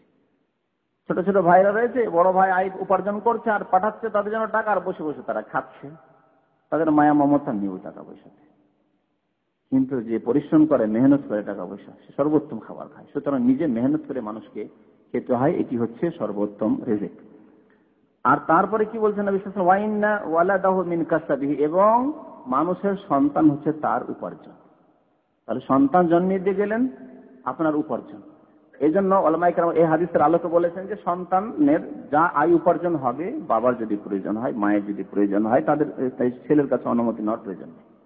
ছেলের কাছে অনুমতি নেবে যে বাবা তোমার টাকা পয়সাগুলো দাও, আমার চিকিৎসা করব, খেতে পাচ্ছি না, কাপড় নেই, টাকা দাও, চাওয়ার প্রয়োজন নেই। বিনা কোনো অনুমতিতে নেবে, যেহেতু তার উপার্জন। নিজের উপার্জন নেওয়ার জন্য কারো কাছে তো অনুমতি নেওয়ার প্রয়োজন নেই, তাই না? ব্যাংকে আপনার উপার্জন আছে, আপনি যে কোনো সময় বের করে নিয়ে আসবেন। ঠিক তেমনি আপনার ছেলে আপনার উপার্জন। সুতরাং আপনার ছেলে যদি কিছু আয় উপার্জন করে, যা তার রয়েছে, টাকা পয়সা রয়েছে, ঘর বাড়ি, তার বাড়িতে থাকবেন, একটা রুমে থাকবেন, আমি এই রুমে থাকবো, বাবার অধিকার রয়েছে, মায়ের অধিকার রয়েছে। সে না না না না না চলবে না, তুমি ওই রুমে থাকো না, আমি এখানে থাকবো। বাবা মা যেহেতু আপনাকে জন্ম দিয়েছে, আপনি বাবা মায়ের উপার্জন, এবং আপনি যা কিছু উপার্জন করেন তাও বাবা মায়ের উপার্জন। 5 নম্বর জিনিস যা মাইয়েতকে পৌঁছিবে তা হচ্ছে যে মাইয়েত জীবিত অবস্থায়, জীবদ্দশায় যা কিছু নেক কাজ করে গেছে, সৎ কাজ করে গেছে, এবং সেই সৎ কাজ থেকে মানুষ উপকৃত হইতে আছে, মানুষ উপকৃত হচ্ছে। এরকম কাজ, সৎ কাজ 2 রকমের আছে। একরকম কাজ আছে যে করেছেন সাথে সাথে শেষ হয়ে গেছে সেই কাজ, আর কতক কাজ আছে সেই কাজের থেকে মানুষ স্থায়ী কাজ বা দীর্ঘদিনের মানুষ উপকৃত হতে পারে। এই রকমের কাজ, যেমন মসজিদ বানিয়ে দিলেন, মাদ্রাসা তৈরি করে দিলেন, একটা ইসলামিক লাইব্রেরি করে দিলেন, একটা এতিম ছেলেকে আপনি মানুষ করে দিলেন, একটি গরিব ছেলেকে আপনি পড়িয়ে দিলেন। তো এইভাবে যেসব কাজ, একটি টিউবওয়েল দিয়ে দিলেন, পানির অভাব রয়েছে, বাথরুম নেই, সেই জন্য মানুষ বেহায়া বেপরদা হয়ে পায়খানা পেশাব করতেছে, গরিব মানুষদের গ্রামে 2-4টা আপনি বাথরুম তৈরি করে দিলেন। আপনি এই ধরনের যেসব সওয়াবের কাজ, সাদকা খেরাত করলেন, এগুলি নেকি মানুষের ইন্তেকালের পরেও দীর্ঘদিন ধরে পৌঁছে, যতদিন ধরে উপকৃত হবে মানুষ ততদিন ধরে পৌঁছে থাকবে। এইরকমই এলম ছিল, কাউকে কোরআন, 10টি লোককে আপনি কোরআন শিখিয়েছেন, কোরআন পড়তে যেত না, কোরআন শিখিয়েছেন, দিনের জ্ঞান দান করেছেন, তো এই সওয়াব একেবারে জারি থাকবে, সাদকা জারি, কিয়ামত পর্যন্ত চালু থাকবে। এই ক্ষেত্রে অনেকগুলি হাদিস রয়েছে। কোরআন কারীমের সূরা ইয়াসিনের 12 নম্বর আয়াতে আল্লাহ রাব্বুল আলামিন ইরশাদ করেছেন, ওয়ানাকতুবু মা কাদ্দামু ওয়া আসারহুম। আল্লাহ বলছেন, আমি লিখে রাখি, লিপিবদ্ধ করি, মা কাদ্দামু, যা তারা অগ্রিম প্রেরণ করে, যা আমল আল্লাহর কাছে প্রেরণ করে, আর কি ওয়া আসারহুম, এবং তাদের আমলগুলি, আসার, যে আমলগুলি, যেগুলি পরবর্তীতে মানুষ উপকৃত হইতে আছে, যেসব আমল থেকে, ওগুলিকে আসার বলা হয়েছে। আখিরাতের কর্ম, পরলৌকিক যেগুলো পরকালে কাজ দেবে, সেগুলি আমল, মানে দিনই আমল বন্ধ হয়ে দুনিয়ার আমল। আপনি চাকরি করছিলেন, আপনি ইন্তেকাল করলে চাকরি থাকবে, দুনিয়ার কাজ বন্ধ। আপনি ড্রাইভিং করছিলেন, ড্রাইভিং বন্ধ হয়ে গেছে, মানে আপনার কর্ম বন্ধ, দুনিয়ার কর্ম বন্ধ। আর আখিরাতের কর্ম, আপনি নামাজ পড়ছেন, নামাজ বন্ধ হয়ে গেছে। রোজা রাখতেন, আপনি সোমবার বৃহস্পতিবার রোজা রাখতেন, বা মাসে 3টি রোজা রাখতেন, রোজা বন্ধ হয়ে গেছে। ইন্তেকাল হয়ে গেল, প্রথম রমজান আসতে ইন্তেকাল হয়ে গেল, তাহলে রমজান মাসের আর রোজা আপনি পেলেন না, বন্ধ হয়ে গেল, আমল বন্ধ হয়ে গেল। এইভাবে মানুষ যখন মারা যায়, ইনকাতা আনহু আমালুহু, তার আমল বন্ধ, ইল্লা মিন সালাসা, তবে 3টি আমল বন্ধ হয় না। এই হাদিসে বলা হয়েছে, একটি হচ্ছে সাদাকাতিন জারিয়া, এমন দান যার নেকি চালু থাকে, অর্থাৎ সেই দান থেকে মানুষ উপকৃত হতে থাকে দান থেকে, যার উদাহরণ একটু আগে বললাম। আও ইলমিন ইউনতাফা বিহি, বা এমন বিদ্যা যাতে থেকে মানুষ উপকৃত হতে আছে, এমন বিদ্যা ছেড়েছেন যাতে থেকে মানুষকে ফায়দা হচ্ছে, ক্ষতিকর বিদ্যা নয়, নাস্তিকতার কোন বিদ্যা শিখিয়ে দেননি যে নাস্তিক কিছু ছাত্র শিষ্য তৈরি করে গেছেন, এক নাস্তিক মরলো আরো অনেক নাস্তিক আছে, কার শিষ্য? অমুক নাস্তিকের শিষ্য, তাহলে তো আযাবের উপর আযাব। কিন্তু যদি সত্যিকার মুসলিম তৈরি করে থাকেন, সত্যিকার আল্লাহর বান্দা তৈরি করে থাকেন, ভালো শিক্ষা দিয়ে থাকেন, তা যার থেকে উপকৃত হচ্ছে মানুষ, তাহলে তার ফায়দা হবে ইন্তেকালের পরে। আও ওয়ালাদিন সালেহিন ইয়াদউলহা, বা সৎ সন্তান যদি দোয়া করে। সৎ সন্তান দোয়া করলে, যেহেতু বিশেষভাবে সৎ সন্তান ইখলাসের সাথে বাবার জন্য মায়ের জন্য দোয়া করে, এই জন্য সৎ সন্তানের কথা বলা হয়েছে। না হলে একটু আগে যেমন বললাম যে কোনো মুসলিম ভাই যদি মুসলিম মৃত ভাইয়ের জন্য দোয়া করে বা জীবিত ভাইয়ের জন্য দোয়া করে, তাহলে তার সওয়াব সে পাবে। আর একটি হাদিসে ইবনে মাজাহ হাদিসটি রয়েছে, হাদিসটি সনদ হাসান, নবী করিম সাল্লাল্লাহু আলাইহি ওয়াসাল্লামের একটি হাদিস, ইন্না মিম্মা ইয়ালহাকুল মুমিনা মিন আমালি ওয়া সানাতিহি বাদা মাউতিহি। কয়েকটি জিনিসের কথা এখানে বর্ণনা করা হয়েছে যে মানুষ ইন্তেকাল করে যাওয়ার পরে তার আমল এবং নেকি যে পৌঁছে, কয়েকটি জিনিস। একটি হচ্ছে ইলমান আল্লামাহু ওয়া নাশারাহু, জ্ঞান ছিল তার কাছে, ইলম ছিল ইসলাম সম্পর্কে, কোরআন এবং সুন্নাহ সম্পর্কে। হয় কোরআন তেলাওয়াতি করতে পারতো, কোরআন তেলাওয়াতি শিখিয়েছে, বা কোরআন সে তাফসীর বুঝতে সে তাফসীর করেছে, এ বা লিখনের মাধ্যমে হোক বা আলোচনার মাধ্যমে হোক, যেভাবে হোক না কেন, ইলমুন আল্লামাহু ওয়া নাশারা, শিখিয়েছে এবং তার প্রচার প্রসার করেছে। ওয়া ওয়ালাদান সালেহান তারাকা, অথবা সৎ সন্তান ছেড়েছে, সৎ সন্তান ছেড়ে গেছে, ওই সৎ সন্তান যত নেক আমল করেছে তার ভাগ পেতে আছে। ওয়া মুসহাফান ওয়ারাসাহু, অথবা কোরআনের কপি ছেড়ে গেছে, কাউকে ওয়ারিস বানিয়েছে, অর্থাৎ ইসলামিক লাইব্রেরি তৈরি করেছেন, অথবা মসজিদে কোরআন দান করে দিয়েছেন। মাদ্রাসায় কোরআনের অভাব আছে, অনেক গরিব দরিদ্র ছেলেরা পড়ে, তার একটি কোরআন কিনতে পারে না, আমাদের দেশে কোরআন খরিদ করতে পারে না, আপনি 10টি 20টি কোরআন খরিদ করে দিয়েছেন, কোরআনের তাফসীর, যেখানে কোরআনের তাফসীরের প্রয়োজন কোরআনের তাফসীর খরিদ করে দিয়েছেন, হাদিসের কিতাবাদি খরিদ করে দিয়েছেন, এই সওয়াবগুলি পৌঁছে। আও মুসহাফান ওয়ারাসাহু আও মসজিদান বানাহু, অথবা মসজিদ তৈরি করে গেছে, মসজিদ তৈরি করেছে। এইসব কাজ আমাদের দেশের লোকেরা করে না, যেগুলি হাদিস আছে করে না। কি করে? খাবার দিল, বাবার নামে খাবার, কুলখানি করলো আর খাবার দিল, কোরআন খানি করিয়ে দেশের লোককে একবারে আম জিয়াফত দিয়ে দিল, আমার বাবার খাবার আছে, মৃত্যুর খাবার। যেই কাজগুলি বিদআত, যেগুলির সওয়াব পৌঁছবে, নিজেও পাবে না, যেহেতু বিদআতি আমলের নেকি হয় না, সুতরাং যে করলো সেও সওয়াব পাবে না, আর যার উদ্দেশ্য করলেন সেও সওয়াব পাবে না। হাদিসে কি আছে? এগুলি করছে কেউ। মসজিদ একাই তৈরি না করতে পারেন, 2-4 জন আছেন, ভাই তোমারও তো বাবা মারা গেছে, আমারও বাবা মারা গেছে, তোমারও মা মারা গেছে, চলো আমি 10,000 টাকা দিচ্ছি, তুমি 10-20 হাজার টাকা দাও, তুমি 10-20 হাজার টাকা দাও, মসজিদ তৈরি করি, মাদ্রাসা তৈরি করি, এতিমখানা তৈরি করি। অনেক বাড়িতে রয়েছে টিউবওয়েল নেই, পানির ব্যবস্থা নেই, ওই পাড়া থেকে ওই পাড়া যেতে হয়, পানি নিতে যেতে হয়, তাদের টিউবওয়েল তৈরি দিয়ে দিই একটা করে বাড়িতে বাড়িতে। এইরকম কাজগুলি করা যেতে পারে। এগুলি হচ্ছে হাদিস সম্মত কাজ। ও মসজিদান বানাহু, মসজিদ তৈরি করে দিল। আও বাইতান লিবনিস সাবিলে বানাহু, অথবা মুসাফিরদের জন্য একটি মুসাফিরখানা তৈরি করলো। মুসাফিরখানা তৈরি করা হাদিস। মুসাফির বাড়ি কোথায় এসছে, কেউ তো তাকে থাকতে দেবে না, সবাই তো ভয়ে ভীত, জানি না চোর যদি হয় বাড়ির ভিতরে থাকতে দেবো।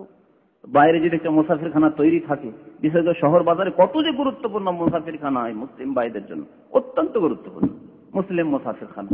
শহরে মুসাফিরখানা তৈরি করে দিলেন, অনেক গরিব মানুষরা আসে, ওই হোটেলের চার্জ দিয়ে থাকতে পারে না, মুসাফিরখানা তৈরি, বাইতান লিবনিস সাবিলে বানাহু। আও নাহরান আজরাহু, অথবা নহর একটু খনন করে দিল, নহর তৈরি করে দিল, পুকুর তৈরি করে দিলেন। গ্রামের লোকেরা গোসল করার জায়গা নেই, পানির ভালো ব্যবস্থা নেই, একটা পুকুর তৈরি করে দিলেন, একটা নহর তৈরি করে দিলেন।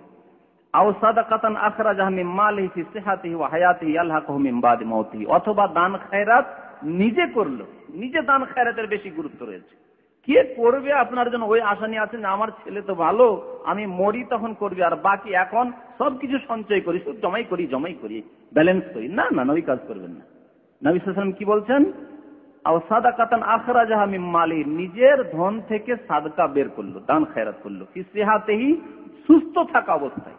এই সুস্থ থাকা অবস্থায় কেন বললেন? এই জন্য বললেন যে সুস্থ যখন মানুষ থাকে, যৌবনে রয়েছেন, সুস্থ রয়েছেন, এখন বয়স হয়তো 40-এর এদিকে আছে, অনেক আশা যে এখন 60-70 বছর বাঁচবো, ছেলেগুলি সব ছোট ছোট আছে, এদেরকে মানুষ করতে হবে, কিছু ব্যালেন্স করি, এই আশা। আমি নিজেও প্রয়োজন হতে পারে টাকা পয়সা, তখন দান খায়রাত করতে মানুষ কিন্তু কৃপণতা করে, বুঝতে পারছেন? এই জন্য সুস্থতার অবস্থায়। কিন্তু অসুস্থ অবস্থা, একেবারে মর অবস্থা, তখন ভাবছেন ছেলেগুলি হয়তো ভালো নাই, আল্লাহ না করে যদি এরকম হয় যে ছেলে একটিও ভালো না, আর এই অবস্থা তোদের জন্য কি রেখে যাবো, সব দান করে দিলাম, মাদ্রাসা সব দান করে দিলাম, একটা মসজিদ তৈরি করে দিলাম। হয়তো অসন্তুষ্ট ছেলে মেয়েদের উপরে রয়েছেন, যার কারণে স্ত্রীর উপর অসন্তুষ্ট রয়েছেন, কেউ দেখাশোনা ভালো করে করে না, তখন দান খেরাত করেন। ওই জন্য ওই দানের বেশি সওয়াব নেই।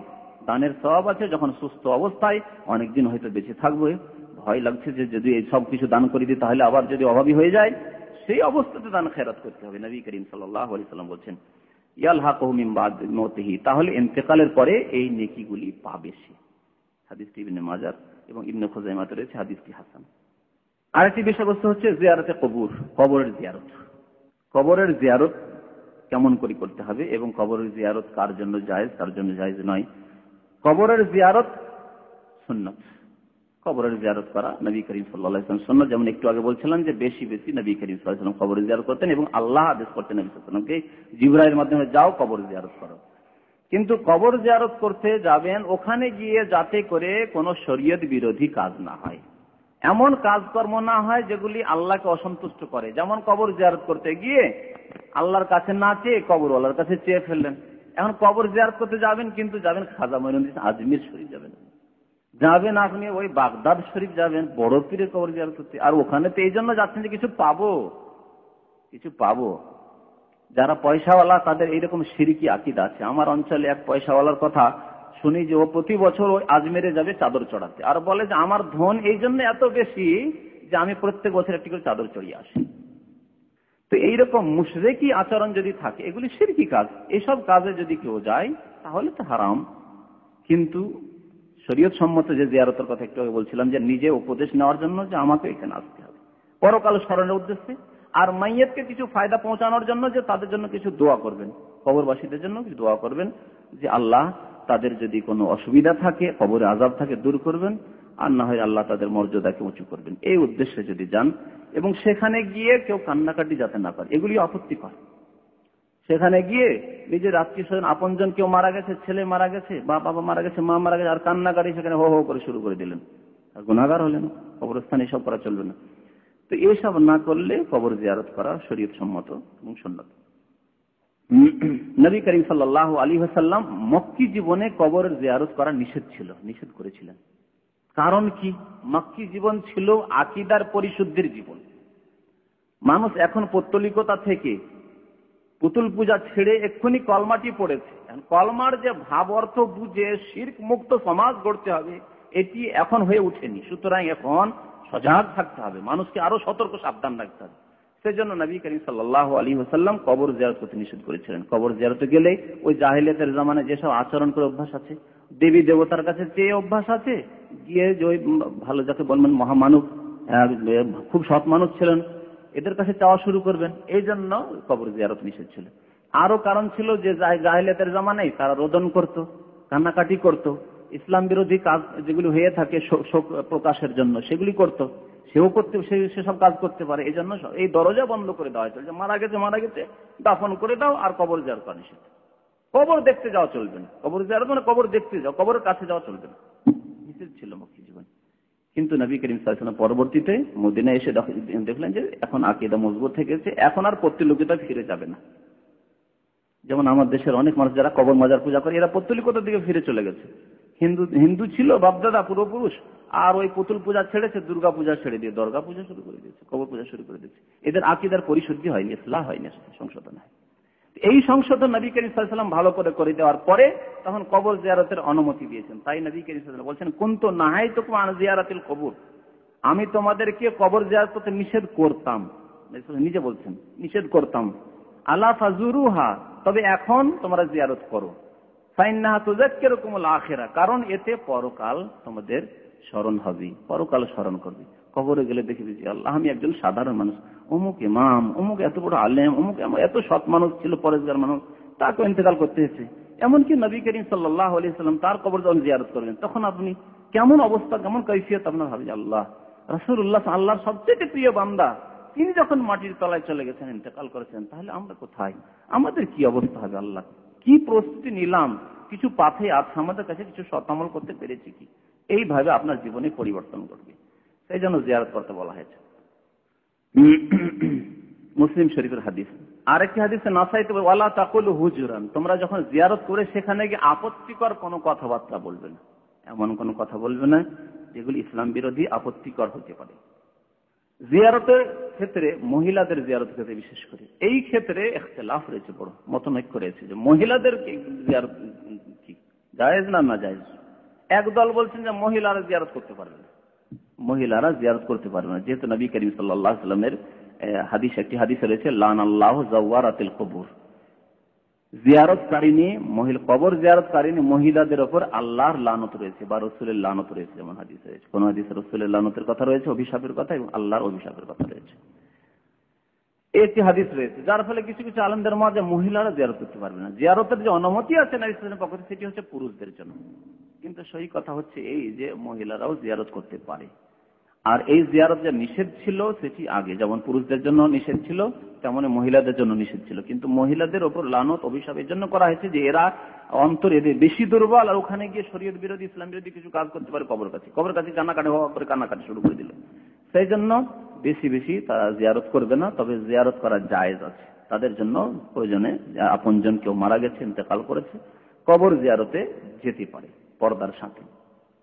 কারণ নবী করিম সাল্লাল্লাহু আলাইহি ওয়াসাল্লাম যে হাদিসটি শুনে ফাজুরুল কবর, তোমাদেরকে কবর জিয়ারত করতে নিষেধ করতাম, বলে কবর জিয়ারত করতে নিষেধ করতাম তোমাদেরকে, নারী পুরুষ উভয়কে এখানে সম্বোধন করা হয়েছে, তোমাদেরকে নিষেধ করতাম। তারপরে বলছেন যে ফাজুরু, এখন তোমরা জিয়ারত করো। এখানে বললেন যে হে পুরুষরা তোমরা জিয়ারত করো, মহিলারা করবেন, এই কথা বললেন না। তাহলে বোঝা যাচ্ছে এই সম্বোধন সবাইকে, যে তোমরা জিয়ারত করতে পারো।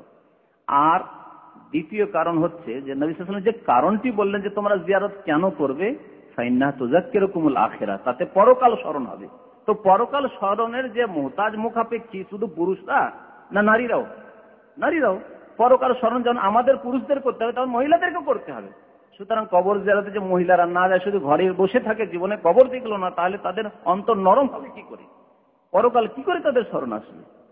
সুতরাং যে নবী সাল্লাল্লাহু আলাইহি ওয়াসাল্লাম কারণ বলেছেন, সেই কারণে অন্তর্ভুক্ত মহিলারাও প্রয়োজনে মাঝে মাঝে কবর জিয়ারতে যেতে পারে। নবী সাল্লাল্লাহু আলাইহি ওয়াসাল্লাম তাছাড়া মহিলাদের দুটি হাদিস রয়েছে এই ক্ষেত্রে কবর জিয়ারতের অনুমতি দিয়েছেন।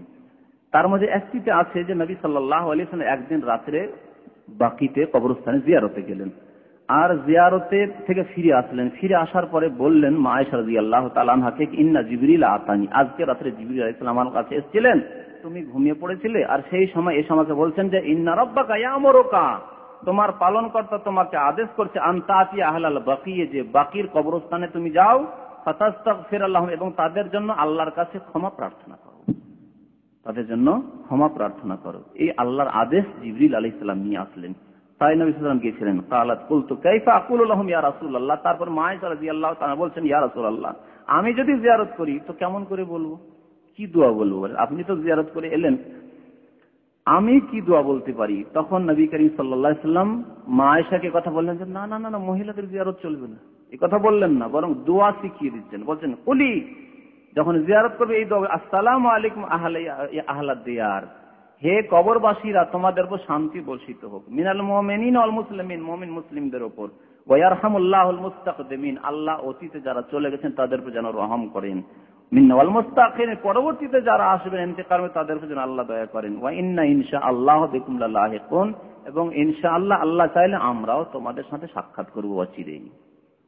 এই দোয়া। এছাড়াও একাধিক দোয়া রয়েছে সালাম পেশ করার, আর আপনি আরবিতে না জানলে আপনি নিজের ভাষাতেও সালাম, কবরবাসীকে সালাম দেবেন আপনি, তাতে অসুবিধা নেই, হাদিসটি মুসলিমে রয়েছে। তার থেকে বোঝা গেল যে মা আয়েশাকে যখন দোয়া শিখিয়ে দেন নবী সাল্লাল্লাহু আলাইহি ওয়াসাল্লাম, তাহলে কবর জিয়ারতে মহিলার প্রয়োজনে যেতে পারে।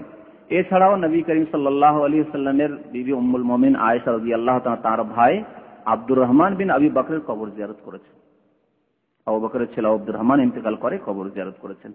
আর একটি হাদিস এর আগে বলেছিলাম যে একজন মহিলা এক কবরের কাছে কান্না করছিল, হাদিসটা আপনাদের হয়তো স্মরণ আছে যারা আসছেন কন্টিনিউ। নবী করিম সাল্লাল্লাহু আলাইহি ওয়াসাল্লাম তাকে বলে ইত্তাকিল্লাহ ওয়াসবিরি, আল্লাহকে ভয় করো, সবর করো, এই কবরের কাছে এসে তুমি কান্না করছো। তখন সে কি বলেছিল যে আপনার উপর তো মুসিবত আসেনি, সেই জন্য আপনি কি বুঝবেন, আমার মুসিবত আমি বুঝি। নবী সাল্লাল্লাহু আলাইহি ওয়াসাল্লামকে সে চিনতে পারেনি। তো ওই মহিলাকে নবী করিম সাল্লাল্লাহু আলাইহি ওয়াসাল্লাম কবরের পাশে দেখেছিলেন, তাকে শুধু বলেন যে ধৈর্য ধারণ করো, কান্নাকাটি করিও না। তার কান্না করতে নিষেধ করেছিলেন, কিন্তু নবী সাল্লাল্লাহু আলাইহি ওয়াসাল্লাম নিষেধ করেন যে কবরের কাছে কেন মহিলা, তুমি একজন মুসলিম মহিলা কবরের কাছে কেন? যদি কবর জিয়ারত নিষিদ্ধ থাকতো তা বলতেন নবী সাল্লাল্লাহু আলাইহি ওয়াসাল্লাম, তা তো বলেননি।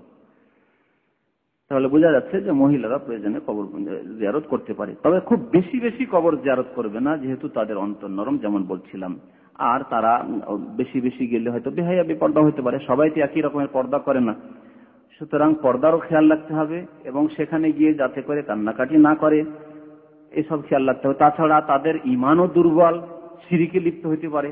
আর আজকাল কবর মাজারে অধিকাংশ মহিলাই দেখা যায়, যেসব মাজারে কবর পূজা হচ্ছে ওরস লাগে ওখানে মহিলাদের সংখ্যা বেশি, যেহেতু মহিলাদের ইমান এত দুর্বল যে তাদেরকে এক মহিলা ওই বিদাতি মহিলাকে শিখিয়ে দেয় যে তোমার ছেলে মেয়ে হচ্ছে না, অমুক রোগ ভালো হচ্ছে না, যাও না একবার পীর সাহেব দরবার থেকে ফিরে এসো না, যাও একবার ওরসের মেলায় যাও। আর এই মহিলাদের যে চক্রান্ত, স্বামীকেও কনভার্ট করে ফেলে। স্বামী বলে চলো না একটু দেখে আসি না, সবাই বলছে যে তুমি যাচ্ছ না কেন। মহিলাকে রাজি করার জন্য স্বামীও চললো ওই কবর মাজারে জিয়ারতে আর ওরসের মেলাতে। আর এইভাবে ওই মহিলার সাথে শেষ শিরিক করে ফেললো। এইভাবে হয় বেশিরভাগ। মহিলা ছাড়াও খুব কম পুরুষ আছে যারা এই মাজার পূজায় যায় আর ওই ওরসের মেলায় যায়। এ হচ্ছে অবস্থা। এই জন্য বেশি বেশি কবর জিয়ারত করবে না, যেমন বেশি বেশি কবর জিয়ারত যারা করে তাদের জন্য অভিশাপের কথা বলা হয়েছে। আর আমাদের দেশে কবর জিয়ারত করতে গিয়ে শুধু কবর জিয়ারত হয় না, কবর জিয়ারতের সাথে বেশ কিছু বিদআত হয়। বিদআতের সংমিশ্রণে কবর জিয়ারত হয়। কবর জিয়ারতে গেলে কুলখানি করতে হবে, ফাতিহা খানি করতে হবে, কয়েকবার করে ফাতিহা পড়তে হবে, তাই না? এই যে ইসালে সওয়াবের তরিকা বা কবর জিয়ারতের তরিকা সবগুলি শরীয়তে নেই, সবগুলি শরীয়ত বহির্ভূত। এসব শরীয়তে নেই। শরীয়তে আছে যেমন সালাম, আর সালাম দেওয়ার পরে আপনি দাঁড়ান, সেখানে দোয়া করেন, কিবলামুখী হয়ে দোয়া করেন। সালাম দেওয়ার সময় একটি কথা মনে রাখবেন, সালাম দেওয়ার সময় কবরকে সামনে করে সালাম দিবেন, যেহেতু যাকে সালাম দিয়েছেন তাকে সামনে করে সালাম দিতে হবে। আর যখন সালাম দেওয়া হয়ে গেল দোয়া করবেন তখন কিবলামুখী হয়ে দোয়া করবেন। ওই যে ঘিরে চারিদিকে কবরকে ঘিরে নিলেন বা কবরস্থানকে ঘিরে নিলেন, কেউ পূর্ব দিকে মুখ করে, কেউ উত্তর দিকে মুখ করে, কেউ দক্ষিণ দিকে মুখ করে, কেউ পশ্চিমে, সবাই ঘিরে নিয়ে দোয়া করতে হবে। এটি হচ্ছে শরীয়ত বিরোধী কাজ। কিবলামুখী হয়ে দোয়া করতে হবে, যেহেতু সালাতের নামাজের কিবলা হচ্ছে কাবা, আর নামাজের গুরুত্বপূর্ণ অংশ, বরং নামাজের মগজ বলা হয়েছে দোয়া। আর দোয়াও হুয়াল ইবাদত, দোয়াই হচ্ছে আসল ইবাদত। এই নামাজে যদি দোয়া না থাকতো তো কিচ্ছু নেই, শুধু বডির ভিতরে কিচ্ছু নেই। আর সালাতকে সালাত এই জন্য বলে, নামাজকে সালাত এই জন্য বলা হয় যে তাতে দোয়া রয়েছে, সূরা ফাতিহা দোয়া, আত্তাহিয়াত দোয়া, দরুদ শরীফ দোয়া, নবী সাল্লাল্লাহু আলাইহি ওয়াসাল্লামের জন্য দোয়া, আর অন্যান্য দোয়া মাসুরা সব দোয়া। সেই জন্য তো যখন নামাজের কিবলা হচ্ছে কাবা, তখন নামাজের যে গুরুত্বপূর্ণ বিষয় যেটি বা অংশ সেটি হচ্ছে দোয়া, দোয়ারও কিবলা হচ্ছে কাবা। সুতরাং কাবা মুখী হয়ে দোয়া করতে হবে। এমনকি নবী করিম সাল্লাল্লাহু আলাইহি ওয়াসাল্লামের কবর জিয়ারতের সময় যখন সালাম পড়বেন তখন এই জন্য ওলামায়ে কেরাম শিখান যে তখন নবী করিম সাল্লাল্লাহু আলাইহি ওয়াসাল্লাম আবু বকর ওমরের সামনে দাঁড়িয়ে সালাম পড়বেন। আর যখন দোয়া করতে হবে তখন কিবলামুখী হয়ে চলে যান, সরে যান, কিবলামুখী হয়ে দোয়া করেন। নবী সাল্লাল্লাহু আলাইহি ওয়াসাল্লামের বা আবু বকর ওমর বা অন্যান্যদের কবরকে সামনে করে দোয়া করবেন না, শরীয়ত বিরোধী কাজ। আমাদের দেশে যা হয় বলছিলাম যে কবরের কাছে গিয়ে কোরআন পাঠ করা হয়, অনেকে বসে বসে পড়ে অথবা দাঁড়িয়ে দাঁড়িয়ে কিছু সূরা পাঠ করা হয়। কিছু কিছু এলাকায় তো কোরআন নিয়ে বসেই যায়, কবরস্থানে বসেই যায়, কোরআন নিয়ে পড়ছে, তেলাওয়াত চলতে আছে কবরস্থানে। এই সবগুলি শরীয়ত বিরোধী কাজ, হাদিসে এর কোনো প্রমাণ নেই। যদি এসব কাজ ভালো কাজ হতো তো নবী করিম সাল্লাল্লাহু আলাইহি ওয়াসাল্লাম করতেন, সাহাবায়ে কেরামদেরকে শেখাতেন, করতে বলতেন, অথবা সাহাবায়ে কেরাম করতেন। আর কোরআন তেলাওয়াতের স্থান যে কবরস্থান নয়, এর দলিল হাদিসে। কোরআন তেলাওয়াতের স্থান আপনার ঘর বাড়ি, মসজিদে পড়েন, আপনার বাড়িতে পড়েন, বাসাতে পড়েন, কিন্তু কবরস্থানে কোরআন তেলাওয়াত নয়, কবরস্থান কোরআন তেলাওয়াতের জায়গা নয়। এর দলিল হচ্ছে নবী করিম সাল্লাল্লাহু আলাইহি ওয়াসাল্লাম এই হাদিস, লা তাজআলু বুয়ুতাকুম মাকাবিরা, তোমাদের ঘরগুলিকে কবরস্থানে পরিণত করিও না, তোমাদের ঘরগুলিকে কবরস্থানে পরিণত করিও না। তাহলে কি করতে হবে? ঘরে নামাজ পড়তে হবে, কোরআন তেলাওয়াত করতে হবে। কবরস্থানে নামাজ পড়া যায় না আর কোরআন তেলাওয়াত করা যায় না। তারপরে অংশটি তাহলে আরো স্পষ্ট হয়ে যাবে, কোরআন তেলাওয়াতের সাথে সম্পর্ক আরো স্পষ্ট হয়। ফাইন্না শায়তান ইয়ানফিরু মিনাল বাইতিল্লাযী ইউকরাউ ফিহি সূরাতুল বাকারা, কারণ যেই ঘরে সূরা বাকারার তেলাওয়াত হয় সেই ঘর থেকে শয়তান পলায়ন করে। যেই ঘরে কোরআন তেলাওয়াত হয় সেই ঘর থেকে শয়তান পালিয়ে যায়, শয়তান সেখানে থাকতে পারে না, টিকতে পারে না। তাহলে সূরা বাকারা তেলাওয়াত করতে বিশেষভাবে বলছেন, অন্যান্য সূরাও তেলাওয়াত করেন কিন্তু বিশেষভাবে সূরা বাকারা এখানে ফজিলত বলা হয়েছে, হাদিস বুখারী শরীফে। তো যখন সূরা বাকারা পাঠ করতে বলা হচ্ছে আর কোরআন তেলাওয়াত করতে বলা হচ্ছে ঘরে, আর তার সাথে সাথে কি বলা হচ্ছে যে তোমরা নিজের ঘরকে কবরস্থানে পরিণত করিও না, তার মানে কবরস্থানে কোরআন তেলাওয়াত করা যায় না। কোরআন তেলাওয়াত কোথায় করবেন? ঘরে করবেন। আর ঘরে যদি কোরআন তেলাওয়াত না করেন তাহলে কবরের মতো বানিয়ে দিলেন, তাহলে বুঝা গেল কবর বানিয়ে দিলেন। কবরে যেমন কবরস্থানে কোরআন তেলাওয়াত হয় না, আর যার বাড়িতে সপ্তাহকে সপ্তাহ চলে যাচ্ছে আর কোরআন তেলাওয়াত হয় না, তার মানে সে নিজের ঘরকে কবরস্থান বানিয়ে দিয়েছে। দোয়ার ক্ষেত্রে যখন জিয়ারতে গিয়ে দোয়া করবেন তখন হাত তুলে দোয়া করতে পারবেন, হাত তুলে দোয়া করা যেতে পারে। নবী করিম সাল্লাল্লাহু আলাইহি ওয়াসাল্লাম হাত তুলে দোয়া করেন, কিন্তু সম্মিলিত নয়। সম্মিলিত দোয়া করার কোনো প্রমাণ নেই। যদি কেউ বলে সম্মিলিত দোয়া করা, তাহলে এর প্রমাণ নেই। তবে নবী করিম সাল্লাল্লাহু আলাইহি ওয়াসাল্লাম হাত তুলে একাই দোয়া করেছেন। সুতরাং একা একা সব হাত তুলে যদি দোয়া করে তাহলে সুন্নত। নবী করিম সাল্লাল্লাহু আলাইহি ওয়াসাল্লাম একটি হাদিসে রয়েছে যে একদিন রাত্রে যেতেন, ভোর রাত্রে যেতেন, বেশি রাত্রে নবী করিম সাল্লাল্লাহু আলাইহি ওয়াসাল্লাম গিয়ে কবর জিয়ারত করতেন। খারাজা রাসূলুল্লাহ সাল্লাল্লাহু আলাইহি ওয়াসাল্লাম যাতা লাইলাতিন, এক রাত নবী সাল্লাল্লাহু আলাইহি ওয়াসাল্লাম বেরোলেন আর বাকিতে গেলেন, বাকির কবরস্থানে গেলেন। ফাওয়াকাফা ফি আদনাল বাকি, বাকির এক কিনারায় দাঁড়ালেন। সুম্মা রাফা ইয়াদিহি, তারপর দুই হাত উত্তোলন করলেন, হাত উঠিয়ে দোয়া করলেন। সুম্মা সারফা, তারপরে দোয়া করে ফিরলেন। তারপরে মা আয়েশা রাদিয়াল্লাহু তাআলা আনহাকে এসে নবী সাল্লাল্লাহু আলাইহি ওয়াসাল্লাম বলেন, বুইসতু লি আহলিল বাকি লিউসাল্লি আলাইহিম, আমাকে পাঠানো হয়েছিল আল্লাহর পক্ষ থেকে এই বাকির কবরস্থানে, বাকির অধিবাসী, বাকির কবরের যারা অধিবাসী তাদের জন্য, যে তাদের জন্য যেন আমি দোয়া করি। লিউসাল্লি আলাইহিম, অর্থাৎ তাদের জন্য যেন আমি দোয়া করি। তাহলে বোঝা যাচ্ছে যে দুই হাত তুলে দোয়া করা যাবে, যেমন নবী করিম সাল্লাল্লাহু আলাইহি ওয়াসাল্লাম দোয়া করেছেন। হাদিসটি মুসনাদ আহমদে রয়েছে, হাদিস হাসান। কবরের ওপর ফুল চড়ানো, চাদর চড়ানো, ফুল চড়ানো জায়েজ নয়। যেহেতু সালাফে সালেহিনদের কেউ করেন না, সাহাবারা করেছেন না, তাবেঈনরা করেছেন না, তাবা তাবেঈন করেছেন। পরবর্তীকালে সব বিদআত। নেতাদের কবরে ফুল চড়ানো, পীর সাহেবদের কবরে ফুল চড়ানো, যেগুলিকে মাজার বলা হয়, ফুল চড়ানো, এসব হচ্ছে বিদআত। কবরের কাছে এসে কোন কোন কাজগুলি হারাম, কবরের কাছে বা কবর সম্পর্কে কোন কোন কাজগুলি হারাম। একটি কাজ হচ্ছে কবরের কাছে জবাই করা, কবরের কাছে জবাই করা বা কবরস্থানে জবাই করা। একটি কবর থাকতে পারে, সেখানে কেউ জবাই করছে, এটি হচ্ছে হারাম কাজ। যদিও আল্লাহর উদ্দেশ্যে জবাই করা হয়। কবরের কাছে দুই উদ্দেশ্যে জবাই করা হয়। একটি হচ্ছে যে কবরের কাছে জবাই করলেন, যেমন ওরসের মেলাতে ও খাসি মোরগগুলি জবাই হয় পীরদের মাজারে। অনেকে জবাই করে যে বিসমিল্লাহ আল্লাহু আকবার, আল্লাহর নামেই জবাই করলাম হয়তো, কিন্তু পীর সাহেবের মাজারে অনেক লোকেরা এসছে, তারা খাবে দাবে, তাদের খাবার দাবার দেওয়া হবে, সেজন্য জবাই করলাম, তবু হারাম, হারাম।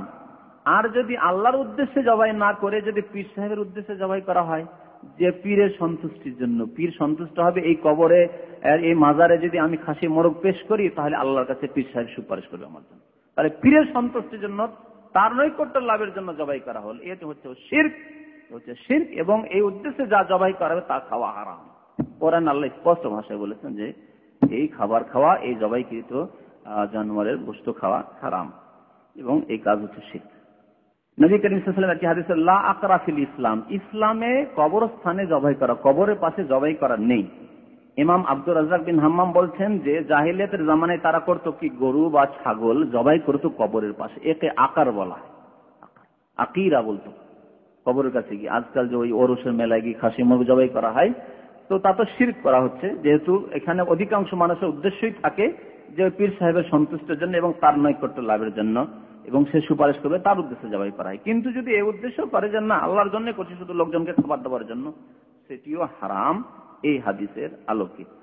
আর ওই পীর বা ওলির জন্য যদি জবাই করা হয়, নবীর জন্য জবাই করা হয়, তাহলে শিরক, এবং এই গোশত খাওয়া হারাম। যেমন আল্লাহ রাব্বুল আলামিন ইরশাদ করেছেন, ওয়ালা তাকুলু মিম্মা লাম ইউযকার ইসমুল্লাহি আলাইহি, আল্লাহর নাম যদি উচ্চারণ না করা হয় কোনো পশুর ওপর জবাই করার সময়, তাহলে তা খাবে না। হয়তো বিসমিল্লাহ বললেন, কিন্তু শুধু কথাই বিসমিল্লাহ বললেন, কাজে কর্মে নিয়ত আছে যে কার জন্য এটি জবাই, পীর সাহেবের জন্য, পীর সাহেবের সন্তুষ্টির জন্য, তার আত্মা সন্তুষ্ট হবে এবং সন্তুষ্ট হলে আমার জন্য সুপারিশ করবে, আমার মনস্কামনা পূরণ করবে, তাহলে শিরক। এবং এই গোশত খেতে আল্লাহ নিষেধ, ওয়ালা তাকুল মিম্মা লাম ইউযকার ইসমুল্লাহি আলাইহি ফাইন্নাহু ফিসক, আর আল্লাহ বলছেন এ হচ্ছে ফিসক, এই গোশত খাওয়া হচ্ছে ফিসক, গোশত খাওয়া যাবে না, হারাম। দ্বিতীয় জিনিস যা হারাম কবরের ক্ষেত্রে, তা হচ্ছে এর আগে ইশারা করেছিলেন যে কবর বেশি উঁচু করা যাবে না, আধ হাতের বেশি কবর উঁচু করা যাবে না। তৃতীয় জিনিস হচ্ছে কবর পাকা করা। কবর পাকা করা, মাইয়েতের নিচে থেকে শুরু করলেন, আর একবার ঘর বাড়ি যেমন পাকা করে তৈরি করা হয় তৈরি করলেন, আর তারপরে রঙিয়ে দিলেন একেবারে সুন্দর করে। কবর পাকা করা এবং রঙিয়ে দেওয়া, প্লাস্টার করা, এসবগুলি হারাম। কবর উপর লিখা কার কবর, তার ঠিকানা, কত সালে তার ইন্তেকাল, কোন তারিখে ইন্তেকাল হয়েছে, আলহাজ অমুক আর তমুক, মৌলানা অমুক সাহেব, এইসব হচ্ছে হারাম। কবরের উপর ঘর নির্মাণ করা, সে গম্বুজ নির্মাণ করেন, আর কোন মেনারা তৈরি করেন, আর ঘর নির্মাণ করেন বা মসজিদ নির্মাণ করেন, নির্মাণ করা কবরের উপর জেনে শুনে হারাম। কবরের উপর অবস্থান করা, বসা, জেনে শুনে কোন কবরের উপর বসা অবস্থান করা হারাম।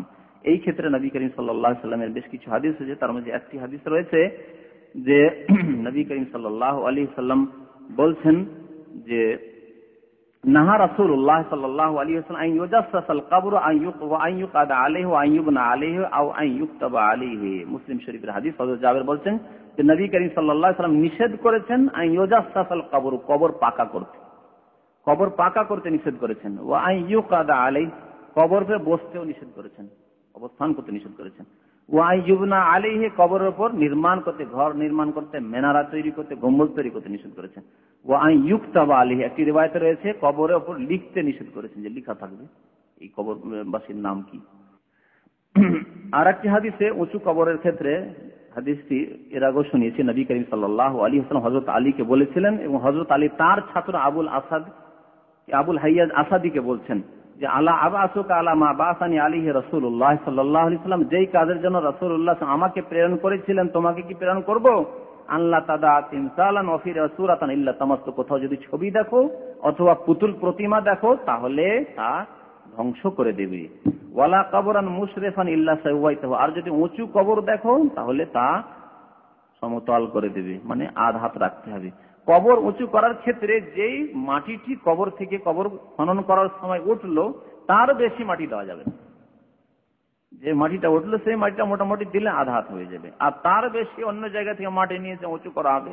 আমাদের দেশের পীর সাহেবের যেগুলো বিশেষ বিশেষ কবর সেগুলো বেশি করে উঁচু করা হয়, এ হচ্ছে নিষিদ্ধ এবং হারাম। তারপরে 7 নম্বরে হচ্ছে কবরকে সামনে করে নামাজ পড়া। কবর সামনে করে নামাজ পড়া, সামনে কবর রয়েছে মসজিদের মধ্যে হোক অথবা বাইরে হোক, নিষেধ। নবী করিম সাল্লাল্লাহু আলাইহি ওয়াসাল্লাম বলেছেন লা তুসাল্লু ইলাল কবুরে, কবরকে সামনে করে নামাজ পড়বে না। ওয়ালা তাজলিসু আলাইহা, এবং কবরের উপর অবস্থানও করবে না, বসতেও নিষেধ করেছেন এবং নামাজ পড়তেও নিষেধ করেছেন, মুসলিম শরীফের হাদিস। এছাড়া কবরকে সামনে করে হয়তো নামাজ পড়লেন, কিন্তু কবরের পাশে নামাজ পড়ছেন। যেমন আমাদের দেশের অনেক মসজিদগুলিতে, বিশেষ করে যেগুলো পুরনো মসজিদ, শাহী আমলের মসজিদ, সেসব মসজিদে একদিকে সাইডে কবর রয়েছে আর পাশে নামাজ পড়ছে লোকেরা। নামাজ পড়া যাবে না কবরের পাশে, কবরস্থানে নামাজ পড়া যাবে না, এবং কবরের পাশে যে কোনো জায়গায় কবর থাকলে কবরের পাশে নামাজ পড়া যাবে না। যেমন নবী করিম সাল্লাল্লাহু আলাইহি ওয়াসাল্লাম বলেছেন আল আরদু কুল্লুহা মসজিদুন ইল্লাল মাকবারা ওয়াল হাম্মাম, জমিনের সব জায়গায় হচ্ছে, সমস্ত স্থান হচ্ছে সেজদার জায়গা। যে কোনো জায়গায় জমিনে নামাজ পড়তে পারেন পাক থাকলে, ইল্লাল মাকবারা, তবে কবরস্থানে নামাজ পড়া যাবে না, ওয়াল হাম্মাম, এবং গোসলখানায় নামাজ পড়া যাবে না। গোসলখানা যেখানে মানুষ গোসল করে সেখানে নামাজ পড়া যাবে না। আবু দাউদ তিরমিজির হাদিস, হাদিসটি সহিহ। কবর উপর মসজিদ নির্মাণ করা, সাধারণ ঘর নির্মাণ করা যাবে না, গম্বুজও তৈরি করা যাবে না, মসজিদ নির্মাণ করা বিশেষভাবে নিষেধ, হারাম। নবী করিম সাল্লাল্লাহু আলাইহি সাল্লাম শেষ মুহূর্তে যে সময় অসুস্থ হয়ে পড়েছিলেন, আর যে অসুস্থতায় তিনি বিদায় নিয়েছিলেন, ইন্তেকাল করেছিলেন, বারবার এই হাদিসটি উচ্চারণ করেছিলেন, লানাতুল্লাহি আলাল ইয়াহুদ ওয়ান নাসারা, ইহুদি খ্রিস্টানদের উপর আল্লাহর অভিসম্পাত হোক। ইত্তাখাযু কুবুর আম্বিয়াহিম মাসাজিদা, তারা তাদের নবীদের, আম্বিয়াদের কবরগুলিকে সেজদার স্থানে পরিণত করেছে, তারা সেখানে মসজিদ বানিয়ে ফেলেছে।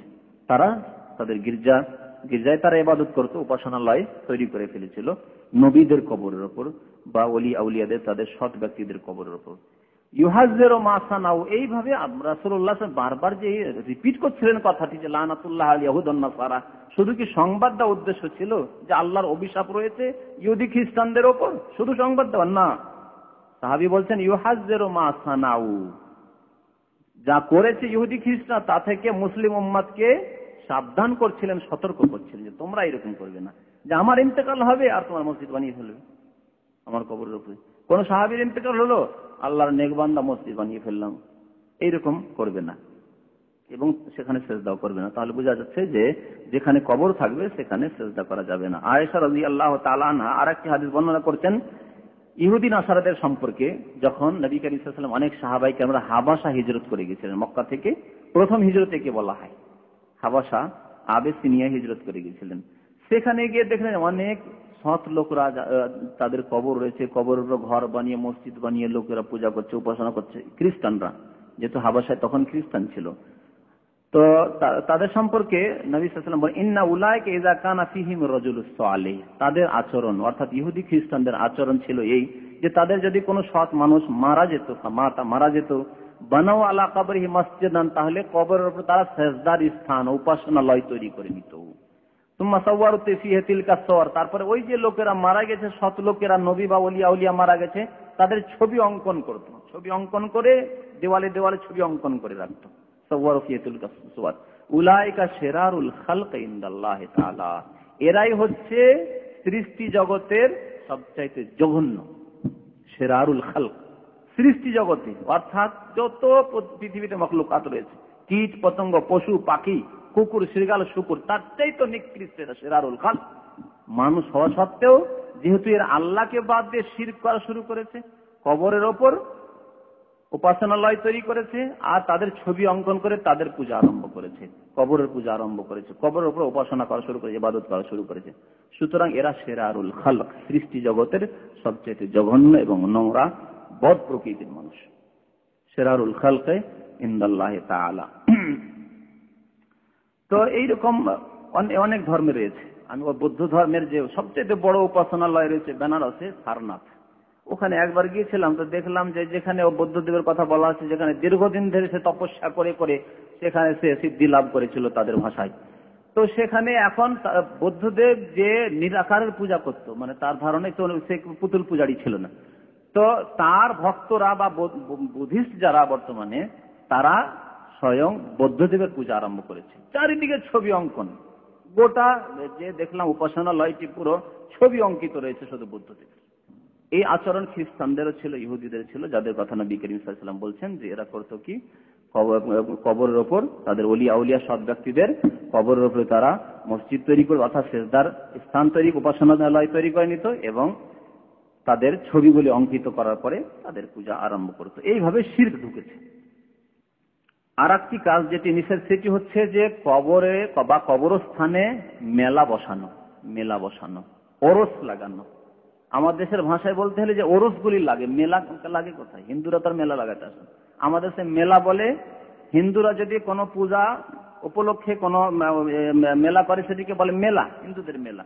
আর মুসলমানরা কবর মাজার নিয়ে যে মেতে রয়েছে যারা, তারা যে মেলা করে, ওই মেলার নাম হচ্ছে ওরস। কেন ওরস বলে বুঝেন? ওরস মানে আসলে বিয়ে। দুই দিন কার বিয়ে? হ্যাঁ, পীর সাহেবের ছেলের বিয়ে, হ্যাঁ, না ওই মুরিদদের কারো বিয়ে।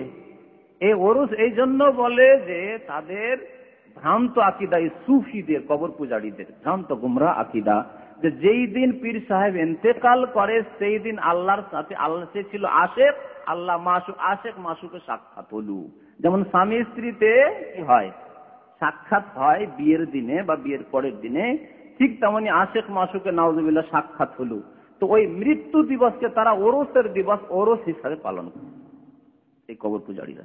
তো ওরসের মেলা করে থাকে, যে সম্পর্কে নবী করিম সাল্লাল্লাহু আলাইহি ওয়াসাল্লাম সতর্ক করেছেন উম্মতকে যে তোমরা কবরকে মেলার স্থান বানিয়ে নেবে না। বিশেষ করে নবী সাল্লাল্লাহু আলাইহি ওয়াসাল্লাম তার কবর সম্পর্কে, যেহেতু এই আশঙ্কা ছিল যে কবর নিয়ে এই কাজ করবে তারা, নবী সাল্লাল্লাহু আলাইহি ওয়াসাল্লাম দোয়া করেছেন আল্লাহর কাছে, আল্লাহুম্মা লা তাজাল কবরি ওয়াসনা ইউবাদ, আল্লাহ আমার কবরকে এইরকম করে দিও না যে তারা আমার কবরের ইবাদত শুরু করে দিয়ে, পূজা শুরু করে দিবে। তো বিশেষ সময়ে, নির্দিষ্ট সময়ে, অমক সময় অমক পীরের কবরে ওরসের মেলা লাগে, ওরস লাগে, এই হয় সে হয়, যে আমার দেশে হয়ে থাকে, এগুলি হচ্ছে হারাম। নবী কারীম বলেছেন লা তাত্তাখিযু কবরি ঈদান, আমার কবরকে তোমরা মেলায় পরিণত করো। ঈদ উৎসবকে ঈদ বলা হয়, মেলায় পরিণত করিও না। ওয়ালা তাজআলু বুয়ুতাকুম কুবুরা, এবং তোমরা তোমাদের ঘরগুলি কবরে পরিণত করিও, অর্থাৎ কোরআন তেলাওয়াত করবে, নামাজ পড়বে ঘরে নফল। ওয়াহাইসুমা কুনতুম ফাসাল্লু আলাইয়া, তোমরা যেখানেই থাকো না কেন আমার উপর দুরূদ পেশ করে, ফাইন্না সালাতাকুম তাবলুগুনি, কারণ তোমাদের দুরূদ আমার পর্যন্ত পৌঁছে দেওয়া হয়, ফেরেশতারা পৌঁছে দেন। আবু দাউদের হাদিস, হাদিসটি হাসান। কবরের উদ্দেশ্যে নেকির জন্য সফর করা নিষেধ। কবরের জন্য সফর করা, বাড়ি হচ্ছে কোথায় আপনার, কলকাতা বা ঢাকা, আর যাবেন আপনি আজমির সফর করে, ট্রেনে বুকিং পাওয়া যায় না। যখন ওরস লাগে আজমিরে তখন বুকিং পাওয়া যায় না, মাস 2 মাস আগে থেকে বুকিং দিতে হয়, সেই দিন। এক শ্রেণীর হাজিরা, বিদাতি হাজিরা আসে, হজ করবে মক্কা মদিনা, উদ্দেশ্য আসল কিন্তু মদিনা, নবী পাকের রজে হাজিরি দাও। আর তারপরে এখান থেকে যথেষ্ট না, বড় পীরকে ছাড়া যাবে না, চললো এখান থেকে ইরাক ট্যুর, ইরাক হয়ে তখন ভারত বাংলাদেশ যাবে, পাকিস্তান যাবে। হ্যাঁ, আর তার সাথে সাথে যদি শিয়া রাফিজি হয়তো ইরান যাবে, যেহেতু ইরানে কবর মাজারের অভাব নেই, ও কবর মাজারেরই দেশ। তো এইভাবে যারা মুশরিক তারা কবরের উদ্দেশ্যে সফর করে থাকে, যেটি হারাম।